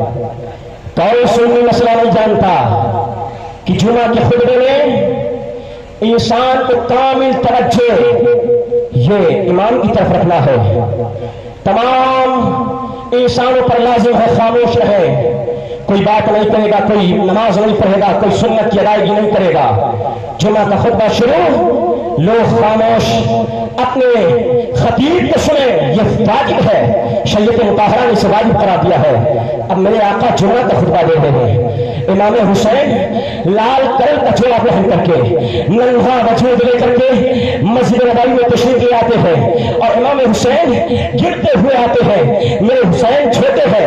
میرے آقا علیہ السلام نے صفوں کے درمیان دیکھا کہ حسین آ رہے ہیں اور حسین گر پڑ رہے ہیں اور گرتے ہوئے آتے ہیں. میرے آقا علیہ السلام سے حسین کا ذرا سا گرنا اور ذرا سی تکلیف دیکھی نہیں جاتی ہے. میرے آقا منبر سے اتر پڑتے ہیں. ذرا غور کر سنیے, امام میرا آقا, امام اگر مسجد کے منبر, امام اگر مسجد کے منبر پر ہو, سید الانبیاء مسجد کے منبر پر ہو, اور سید الشہداء اگر بچپن کی عالم میں گر پڑے تو میرے آقا ان کے گرنے کو برداشت نہ کر پائے. پھر یزیدیوں نے کربلا کے میدان میں میرے امام کی کیا لاج رکھی ہے, میرے امام کو گھوڑے سے گرایا ہے. ماذ اللہ, سن ماذ اللہ, امام کا خون, امام کو شہید کیا ہے. اللہ اللہ, میرے آقا علیہ السلام کے قلب ناز کو کیا ٹھیس لگی ہوگی. میرے آقا علیہ السلام منبر سے اترتے ہیں, اور منبر سے اترنے کے بعد میرے آقا علیہ السلام نے حسین کو اپنی گود میں اٹھایا ہے. اٹھانے کے بعد منبر شریف پر پہنچ گئے ہیں اور فرمانے لگے کہ لوگوں, مجھے معلوم ہے یہ بچے تمہارے لیے آزمائش ہے. مجھے حسین سے کس قدر محبت ہے, میں پوچھنا چاہتا ہوں, آخر میرے آقا علیہ السلام حسین اگر کیوں رہے تھے تو اٹھا کر کے کیا فرمانا چاہتے تھے؟ یہی فرمانا چاہتے تھے, آج جس حسین کو گرتے ہوئے میں اٹھا رہا ہوں, کل یہی حسین جب لوگ میرے دین کو گرانے کی کوشش کریں گے تو یہی حسین میرے دین کا سر بلند کر دے گا, بلند کر دے گا. حضرات ذرا غور کیجئے, ذرا غور کیجئے, میرے آقا علیہ السلام حسین سے کس قدر محبت فرماتے ہیں. کہیں میرے آقا علیہ السلام فرماتے ہیں, ہمارا ریحان تھا من الدنیا, حسن حسین میرے دنیا کے دو پھول ہیں. کہیں میرے آقا علیہ السلام پھول کرواتے ہیں, اور میرے آقا علیہ السلام یمتص لعاب الحسین کما یمتص التمرہ, اور کما قال کما قیل, فرمایا کہ میرے آقا حسین کے لعاب کو اس طرح چوسا کرتے تھے جس طرح انسان کھجور کی گٹھلی چوستا ہے, اس طرح میرے آقا حسین کو چوستے. کبھی حسین کی پیشانی کو بوسا دیتے, اور میرے آقا علیہ السلام کبھی حسین اپنے پھول کو سونگھا کرتے تھے. حضرات میرے آقا کس قدر محبت فرماتے ہیں. مگر یزید اور یزید کے حامی پیروکار, اس کے سرکاری ملازم, دنیا ان کی نگاہوں میں اس قدر عزیز ہو چکی تھی, دنیا ان کی نگاہوں میں اس قدر رچ بس گئی تھی کہ حسین نے ملاد فضیلت کربلا کے میدان میں اپنے دشمنوں کو سنائی ہے, مگر یزیدیوں نے ایک نہ امام کی سنی ہے, اور یہی کہنے لگے, اے امام تمہارے سامنے دو آپشن ہے, فقط دو آپشن. امام یا تو تم یزید کی بیعت کر لو, یا تم جنگ کرنے کے لیے تیار ہو جاؤ. فقط دو آپشن ہے. میرا امام فرماتا ہے, نہیں, مجھے تو جنگ کے لیے نہیں بلایا گیا ہے, میں تو مدینہ چھوڑ کر کے کوفہ نبی کے دین کی بالا بستی کے لیے آیا ہوں. اور میرا امام فرماتے ہیں, سنو, میں لا یبایع مثلی مثلہ. میرے امام نے فرمایا, سنو, یہ جملہ غور سے سننے کے قابل ہے.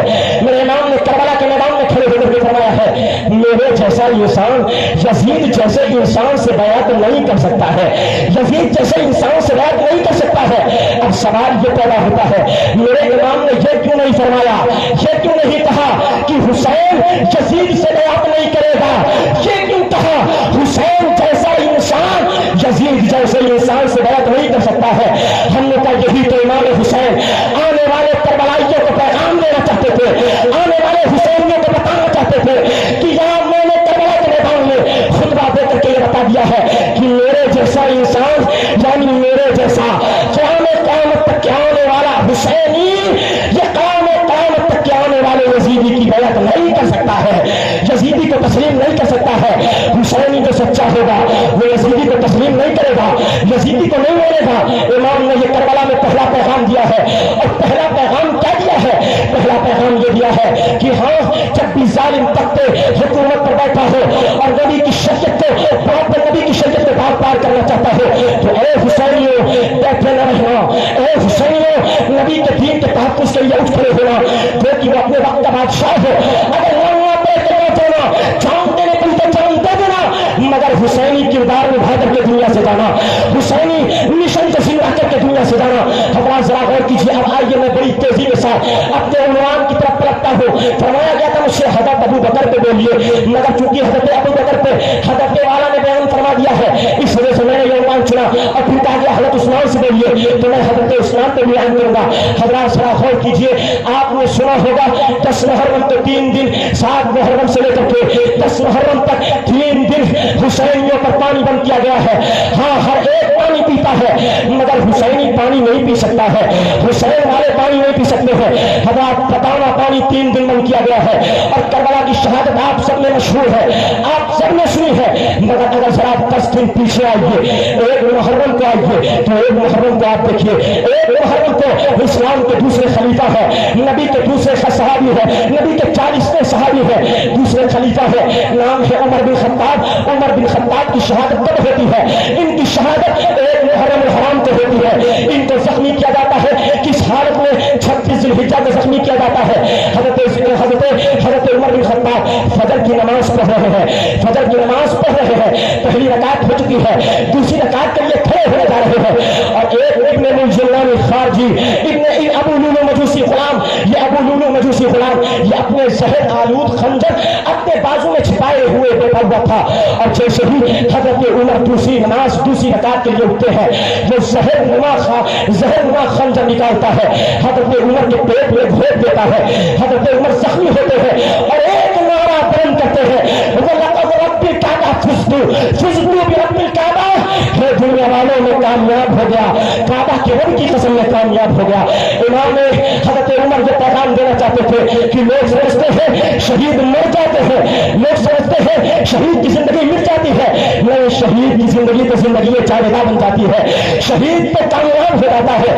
हज़रत उमर 26 ज़ुल्हिज्जा को नमाज फजर में दूसरी रकात में जख्मी किए जाते हैं, 1 मुहर्रम को शहीद होते हैं। अब जरा आइए ये उमर की शहादत है, 1 मुहर्रम तो उमर की शहादत हुई है। अब जरा और 12 दिन पीछे जाइए, इस्लाम का आखिरी महीना है जिसका नाम है ज़ुल्हिज्जा, बकरा ईद का महीना।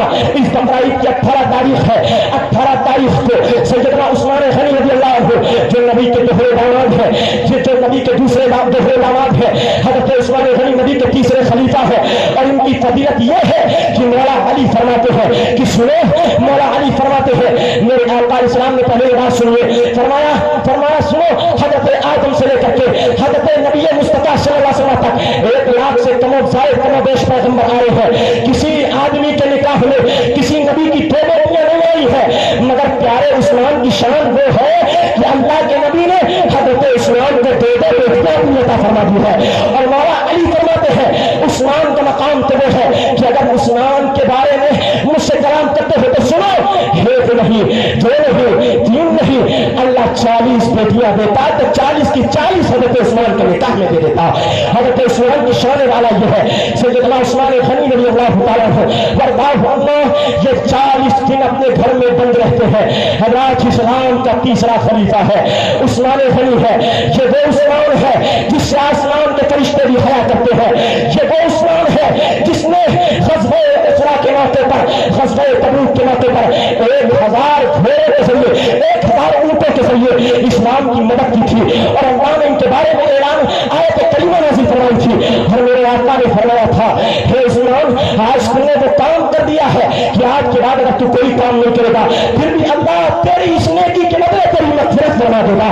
عثمان کو وہ مقام ملا ہے, مگر یہ عثمان بلوائی جناب کو گھیرتے ہیں اور حضرت عثمان کو قتل کرنے کا ارادہ رکھتے ہیں.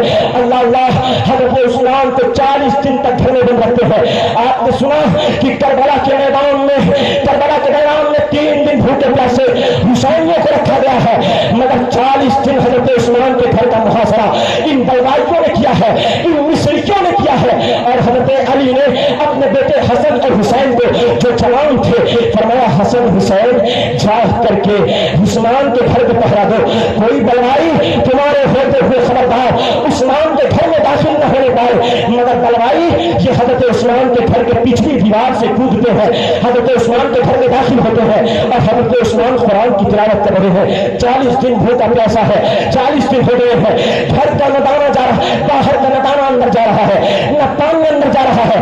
اور حضرت عثمان غنی رضی اللہ عنہ جب پیاس کی شدت لگتی ہے اپنے گھر کی دیوار سے منہ نکالتے ہیں اور کہتے ہیں کوئی بندہ جو مجھ کو پانی دے.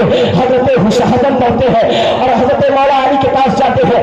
حضرت عثمان ایسا کر رہے ہیں, حضرت مولا علی رضی اللہ تعالیٰ عنہ اپنا مشکیزہ لے کر کے حسن کو دیتے ہیں اور کہتے ہیں جاؤ عثمان کو پانی پلا کر کے آؤ.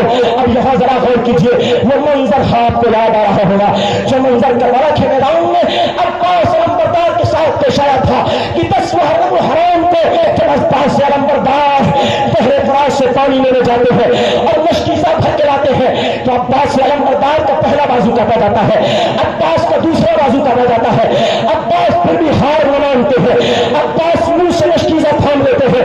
اسی طرح سنیے حضرت امام حسین حضرت امام حسن مشکیزہ حضرت علی سے لے کر کے آتے ہیں, پانی بھر کے لاتے ہیں اور پانی بھر کے لے کے چلتے ہیں. اور راستے میں جب لوگوں نے دیکھا حضرت حسن بن علی پانی لے کر کے جا رہے ہیں, لوگوں نے مشکیزے پر نشانہ سازنا شروع کر دیا ہے.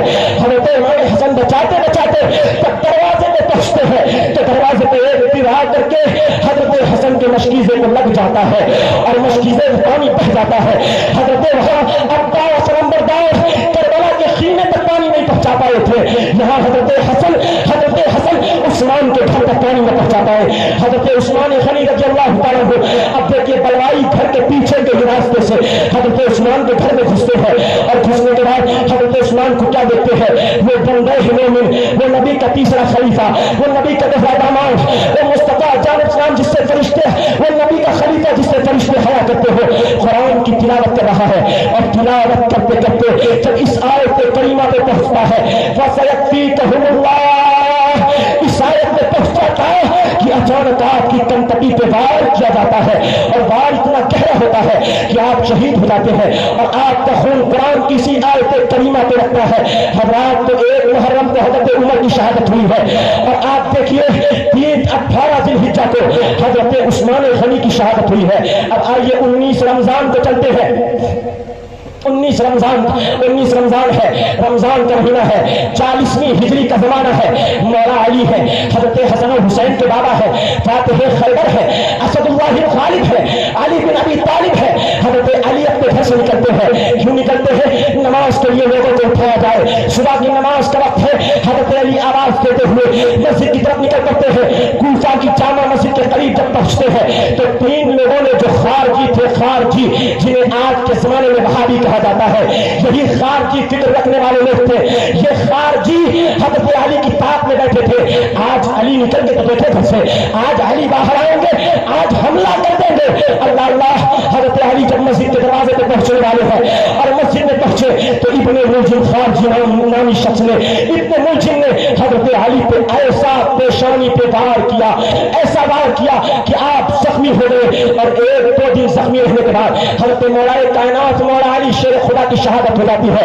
اب میں ایک سوال پوچھنا چاہتا ہوں. اب ذرا یہاں دیکھو کربلا کا میدان ہے, کربلا کے میدان میں جب 10 محرم ہوتی ہے, 10 محرم کو سرکار امام حسین کربلا کے میدان میں آتے ہیں, خطبہ دیتے ہیں, اپنی عظمتوں کا خطبہ دیتے ہیں, اپنی शान और इताअत यजीदियों को सुनाते हैं कि ये यजीदियों तुम बाज आ जाओ, मैं नबी का नवासा और शहजादा हूँ। मगर यजीदी नहीं मानते हैं। अल मुख्तसर ये 10 मुहर्रम को आप तफसील से सुनेंगे, मगर आज मैं मुख्तसर बताना चाहता हूँ। मुख्तसर ये कि यजीदियों में से एक करके इमाम के सामने आने लगा, इमाम से मुकाबला करने लगा, इमाम हर एक को जहन्नम पहुंचाने लगे। और जब देखा यजीदियों ने कि इमाम का मुकाबला इस तरह से नहीं किया जा सकता है, इमाम को एक साथ मारा जाएगा। हजरत इमाम के ऊपर एक तरफ से तीरों की बारिश है, बर्छियों की बारिश है, नेज़ों की बारिश है, जिसम जख्मों से लहू लुहान है। नबी का शहजादा, नबी का नवासा उनसे घोड़े से नीचे उतरता है। घोड़े से नीचे उतरने के बाद सजदे किसी हालत में चला जाता है, सजदे किसी कैफियत में चला जाता है, और गोया करबला के मैदान में सजदे शुक्र अदा किया जाता है। और सजदे किसी कैफियत में मेरा इमाम हुसैन शहीद हो जाता है। अब सुनिए जरा, मैं तुमको गौर कराना चाहता हूँ और आपसे पूछना चाहता हूँ, आज पैगाम करबला कॉन्फ्रेंस में आए हो, ये शहादतें तुमसे पुकार पुकार के क्या कहती है?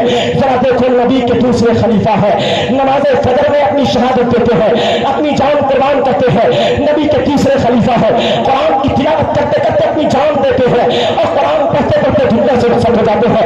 नबी के चौथे खलीफा है, मौला अली, मस्जिद के दरवाजे पर अपनी शहादत देते हैं और मस्जिद के दरवाजे पर जख्मी हो जाते हैं। और सरकार इमाम हुसैन करबला के मैदान में सजदे किसी हालत में कुर्बानी देते हैं। ये शहादतें तुम हुसैनियों को बताना चाहती है। और हुसैनियों, इन शहादतों का हक तभी अदा होगा, उमर की शहादत का हक तब अदा होगा जब तुम नमाज फजर की पाबंदी करोगे। उस्मान की शहादत का हक तब अदा होगा जब तुम कुरान की तिलावत करते रहोगे। और हज़रत अली की शहादत का हक तब अदा होगा जब तुम मस्जिदों के दरवाजे पे आते रहोगे। और हुसैन की शहादत का हक सही मायने में तब अदा होगा जब तुम अपने रब की बारगाह में सजदा करते रहोगे, अपने रब की बारगाह में सजदा करते रहोगे। ये कुर्बानियां, ये शहादतें तुमको पुकार पुकार के कहती हैं, हमने जिन चीजों के लिए कुर्बानी दी, आज मेरा नाम लेने वाले, आज मेरे नाना का कलमा पढ़ने वाले आज नमाज से कोसों दूर है। मैं पूछना चाहता हूं, तारीख करबला का मुताला कीजिए, करबला के मुताले में पढ़िए, मुझे बताइए क्या इमाम के खीमे से कोई नमाज कज़ा हुई? बीवी भी है, बीवियां भी अहले बैत नबुव्वत की हैं, अहले बैत के खानदान की मस्तूरात भी हैं, इधर बच्चे भी हैं, उधर जवान भी हैं, उधर हज़रत हुसैन भी, सबके सालार बने हैं। मगर क्या किसी बच्चे ने करबला वालों की तरबियत देखो? क्या किसी बच्चे ने नमाज कज़ा की करबला में? क्या किसी बीबी ने, अहले बैत की खातून ने करबला के मैदान में नमाज कज़ा की? क्या हुसैन ने कोई नमाज छोड़ी करबला के मैदान में? नहीं। तारीखें तो यहाँ तक बताती है कि जब रात को इमाम हुसैन के खीमे में जब चिराग जलता हुआ देखा जाता और लोग करीब पहुंचते कि चिराग क्यों जल रहा है, तो आवाज सुनाई देती कि अंदर से कुरान की तिलावत की जा रही है। हमने कहा जरा सोचो, इमरजेंसी का आलम होता है, इमरजेंसी नाफिज होती है, और इमरजेंसी में कौन इबादतों का ख्याल रखता है? जंग के माहौल में जान की परवाह लोग करते हैं, नमाज की परवाह कौन करता है? जब एक तरफ बम फूट रहे हो, एक तरफ गोलियां चल रही हो, कौन इस वक्त अल्लाह की इबादत को याद रखता है? मगर नहीं, करबला वालों ने पैगाम दे दिया। हाँ, करबला वालों के मिशन में जो होता है वो तलवारों की शान में भी सजदों को अदा करता है, तलवारों की शान में भी सजदों को कज़ा नहीं करता है। हज़रात जरा गौर कीजिए, एक पैगाम और देना चाहता हूँ। आज करबला वाले भी सुने और करबला वाली भी सुने। जब इमाम हुसैन का काफिला शहीद हो जाता है, एक हदीस याद आई, पहले हदीस सुनिए, फिर मैं करबला वालियों को पैगाम देना चाहता हूँ। आज हिंदुस्तान भर का माहौल है, बेटियां मुस्लिम बच्चियां मुर्तद हो रही हैं, कलमा पढ़ने वाले घर में पैदा हो रही हैं, कलमा पढ़ने वाला बाप बच्चियों की तरबियत कर रहा है, कलमा पढ़ने वाली माँ बच्चियों की तरबियत करती है, मगर बाप और माँ का दूध और बाप के पसीने का हक ये बच्चियां न अदा करके किसी काफिर की गोद में जाकर के बैठ जाती हैं। मैं ये पैगाम आपको करबला के तनाजुर में देना चाहता हूँ। और आखिरी बात, इससे पहले एक हदीस सुनिए। हज़रात, بس انشاءاللہ 5-7 منٹ اور آپ کو بیان کروں گا. حضرات ذرا غور کیجئے، کربلا والیاں اور کربلا والوں ذرا غور کرو. میرے آقا علیہ الصلوۃ والتسلیم ابو حسین کربلا کے میدان میں شہید ہیں. حسین کربلا کے میدان میں شہید ہیں. حسین شہید کر دیے جاتے ہیں. میرے آقا علیہ السلام کی دیوانوں، حسین جب شہید ہوتے ہیں حدیث یاد آئی. اللہ کے نبی علیہ السلام نے ایک دن حسین کو اپنی گود میں لیے ہیں. میرے آقا علیہ الصلوۃ والتسلیم حسین کو دیکھ رہے ہیں ٹک ٹک، اور آقا کی آنکھ سے آنسو نکل رہے ہیں. آقا رو رہے ہیں. مصطفیٰ کریم علیہ السلام کی آنکھوں سے اشک رواں ہے. ایک حدیث میں آیا ہے، ام سلمہ پوچھتی ہیں آقا آپ کی گود میں حسین ہے اور آپ رو رہے ہیں، آقا کیوں؟ میرے آقا فرماتے ہیں کہ میری اس بیٹے کو، میرے اس نواسے کو میری امت ظلمن شہید کر دے گی، میری امت ظلم و زیادتی کے ساتھ قتل کر دے گی، آپ کی امت قتل کرے گی؟ ہاں یا رسول اللہ، ہاں میری اے ام سلمہ، ہاں میری امت قتل کرے گی. آقا علیہ السلام حسین کو پیار کرتے ہیں، اور میرے آقا علیہ السلام فرماتے ہیں ام سلمہ ابھی جبرائیل آئے تھے، ایک حجرات میں ہے، ایک دوسرا فرشتہ آیا ہے اور اس فرشتے نے کہا ہے ام سلمہ یہ مقتل حسین کی مٹی ہے، یہ مقتل حسین کی مٹی شیشی میں بند کر لو. اے ام سلمہ جس دن یہ مٹی خون بن جائے سمجھ لینا میرا حسین شہید ہو گیا ہے، میرا حسین قتل کر دیا گیا ہے. حضرات ذرا غور کیجئے، اگر حسین کی یاد میں کسی کو آنسو نکل آئے تو میں یہاں صاف کہنا چاہتا ہوں اسے شیعہ نہ سمجھنا. حسین کی یاد میں آنسو نکلنا یہ شیعوں کا کام نہیں، رافضیوں کا کام نہیں.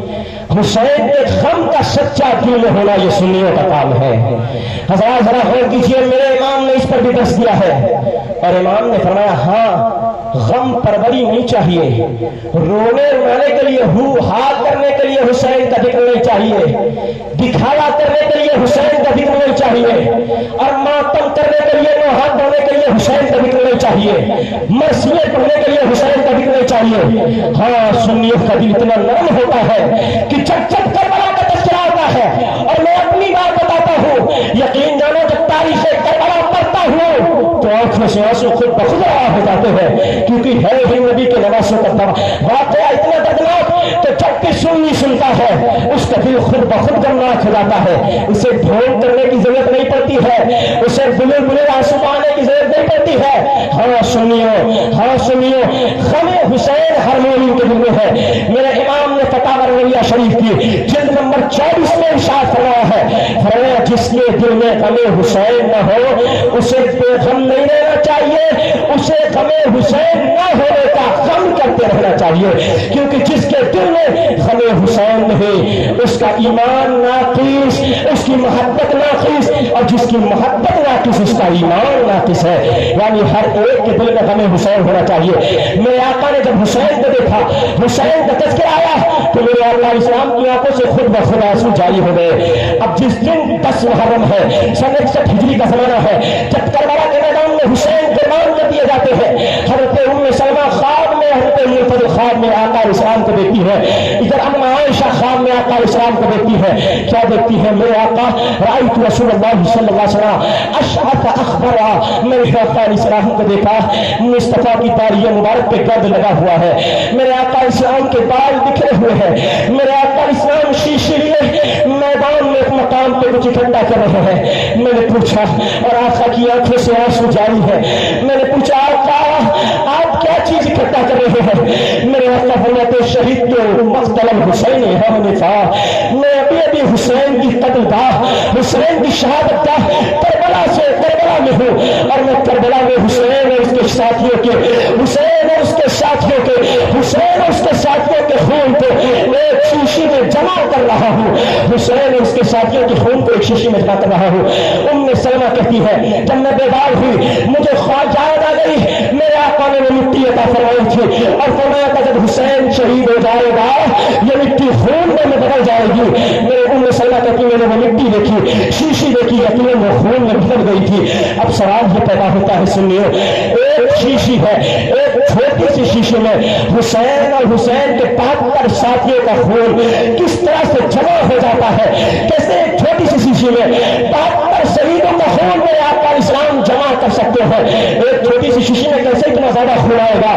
میں نے کہا یہ اعتراض تو وہ کرے جو نبی کے معجزے کا منکر ہو. ہم سنی نبی کے معجزے کا منکر نہیں, نبی کی عظمت کے قائل ہے.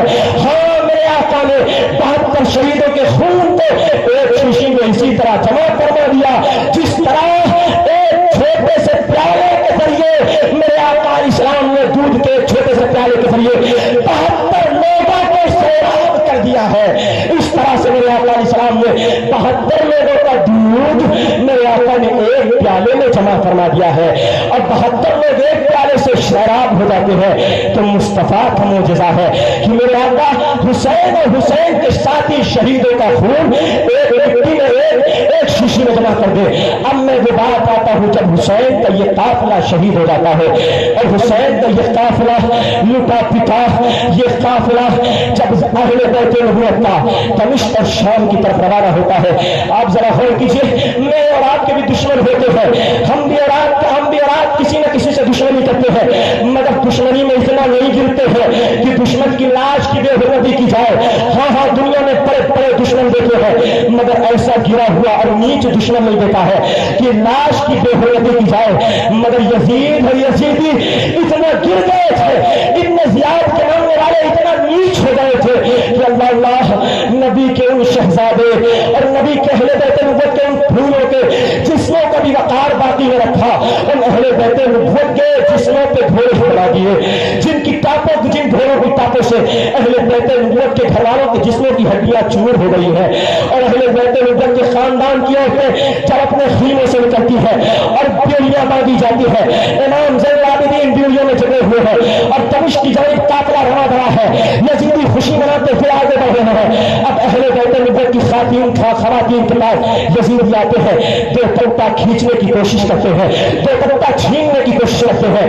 اب ذرا غور کیجیے, ایک کربلا والیوں کی ماننے والیوں, میں تم سے کہنا چاہتا ہوں آج تم ذرا دیکھو تمہارا پردہ ہے اور ایک کربلا والوں کا پردہ دیکھو, کربلا کی خاتون کا پردہ دیکھو. ان خواتین کی سر مبارک سے جب چادروں کو کھینچا جا رہا تھا وہ واسطہ دے رہی تھی. تم اتنا گر گئے ہو کہ جس نبی کے گھر والوں کے بالوں کی سیاہی کو کسی غیر محرم نے دیکھا ہو ان کو ننگا سر کرنا چاہتے ہو. پردے کو ننگا نہ کرو. تم نے علی اکبر کو لے لیا ہے, تم نے علی اصغر کو لے لیا ہے, تم نے قاسم محمد کو لے لیا ہے, تم نے عباس علمبردار کو لے لیا ہے, تم نے حسین بن شہید رہنما کو لے لیا ہے, تم نے سب کو لے لیا ہے. اب پردہ بھی لینا چاہتے ہو, یہ پردہ بچا لو, یہ پردہ نہ چھینو. اہل بیت نبوت کی خاطروں میں اس ایمرجنسی کے عالم میں, اس آہ و فغاں کے عالم میں, اس امناک ماحول میں بھی اپنے پردے کا لحاظ رکھتا ہے. آج کربلا کے ماننے والی عورتوں سے میں کہنا چاہتا ہوں آج تمہارے پردے کو کیا ہوا ہے؟ کیا تم نے سکینہ جیسا پردہ کیا ہے؟ کیا تم نے زینب جیسا پردہ کیا ہے؟ کیا تم نے فاطمہ جیسا پردہ کیا ہے؟ کیا تم نے عائشہ جیسا پردہ کیا ہے؟ کیا تم نے ام سلمہ جیسا پردہ کیا ہے؟ نہیں, آج کربلا کا نام لیتی ہو اور پردے کو پھاڑ کرتی ہو, غیر مسلموں کے ہاتھ میں ہاتھ دیتی ہو, غیر مسلموں سے محبتیں رچاتی ہو اور اپنے باپ اور اپنی ماں کی عزتوں اور اپنے بھائیوں کی عزتوں کو پھاڑ کر کے دامن مسلمان پہ داغ لگاتی ہو. ہے میری ماں بہنوں, تمہیں کربلا کا واسطہ ہے. ہے میری ماں بہنوں, تمہیں فاطمہ زہرا کی چادر عصمت کا واسطہ ہے. میری ماں بہنوں, تمہیں کربلا کی سکینہ کا واسطہ, بیوی زہرا کا واسطہ. میری ماں بہنوں, تمہیں زینب کا واسطہ.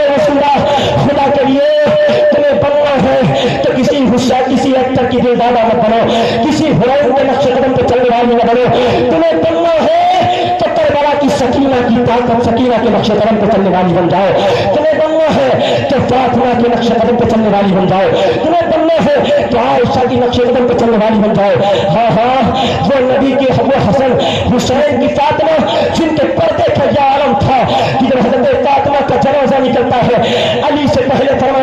ہے علی میرے جنازے کو رات میں دفن کرنا، دن میں دفن نہ کرنا، ہے علی رات میں دفن کرنا، دن میں دفن نہ کرنا۔ اب شیخ عبداللہ کو حدیث دہلوی کہتے ہیں آخر کیا وجہ ہے؟ فاطمہ نے یہ کیوں کہا رات میں دفن کرنا دن میں دفن نہ کرنا؟ معاملہ یہ ہے فاطمہ یہ بچانا چاہتی تھی کہ جس فاطمہ کے جسم کو، جس فاطمہ کے بدن مبارک کو زندگی میں کسی نے نہ دیکھا ہو، کبھی سال کے بعد بھی فاطمہ کے جسم کو کوئی نہ دیکھتا اس دنیا پر رات میں دفن کرنا۔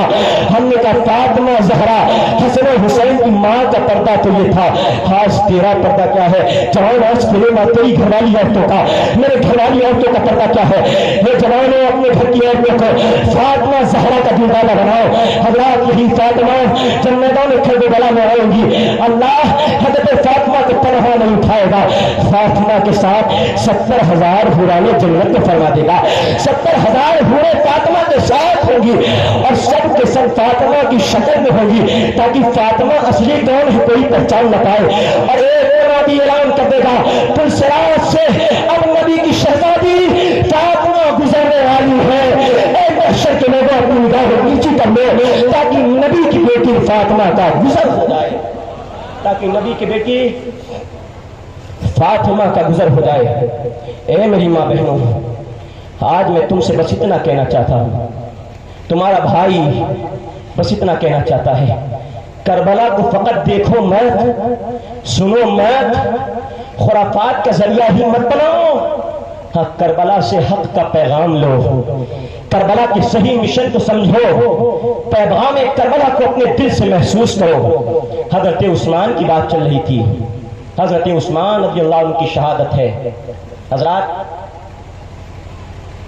بولو سبحان اللہ، بولو سبحان اللہ، سبحان اللہ۔ حضرات آخر میں چونکہ 1 بج گئے ہیں اور 1 گھنٹہ مسلسل ہو گیا ہے، بڑی تیز، بالکل پہلا بہت دھیرے دھیرے بیان کرتا مگر بڑے تسلسل کے ساتھ میں نے اپنی پوری بات آپ کے سامنے رکھنے کی کوشش کی، اللہ قبول فرمائے۔ اور چونکہ مجھے نکلنا ہے اور صبح 9 بجے ہر حالت میں کلاس میں بچوں کو پڑھانا بھی ہے، اس بنیاد پر میں بہت زیادہ نہ بس ایک آخری منقبت یہ آپ کو سنانا چاہتا ہوں، اور وہ کیا ہے؟ سنیوں سب کہو حسینی ہوں، بولو حسینی ہوں، حسینی ہی رہوں گا آخری دم تک، حسینی ہوں، حسینی ہی رہوں گا آخری دم تک، حسینی ہوں، حسینی رہوں گا آخری دم تک، حسینی ہوں، حسینی ہی رہوں گا آخری دم تک، یزیدوں کو تو میں الٹا کروں گا آخری دم تک، یزیدوں کو تو میں الٹا کروں گا آخری دم تک۔ ارے کرنا ہے، ہاں کرنا ہے، پیغام کربلا یہی ہے، کرنا ہے۔ یہ صلح کلیانہ چھوڑ دو، یہ بھی صحیح وہ بھی صحیح، کیسے وہ بھی صحیح ہو سکتے ہیں؟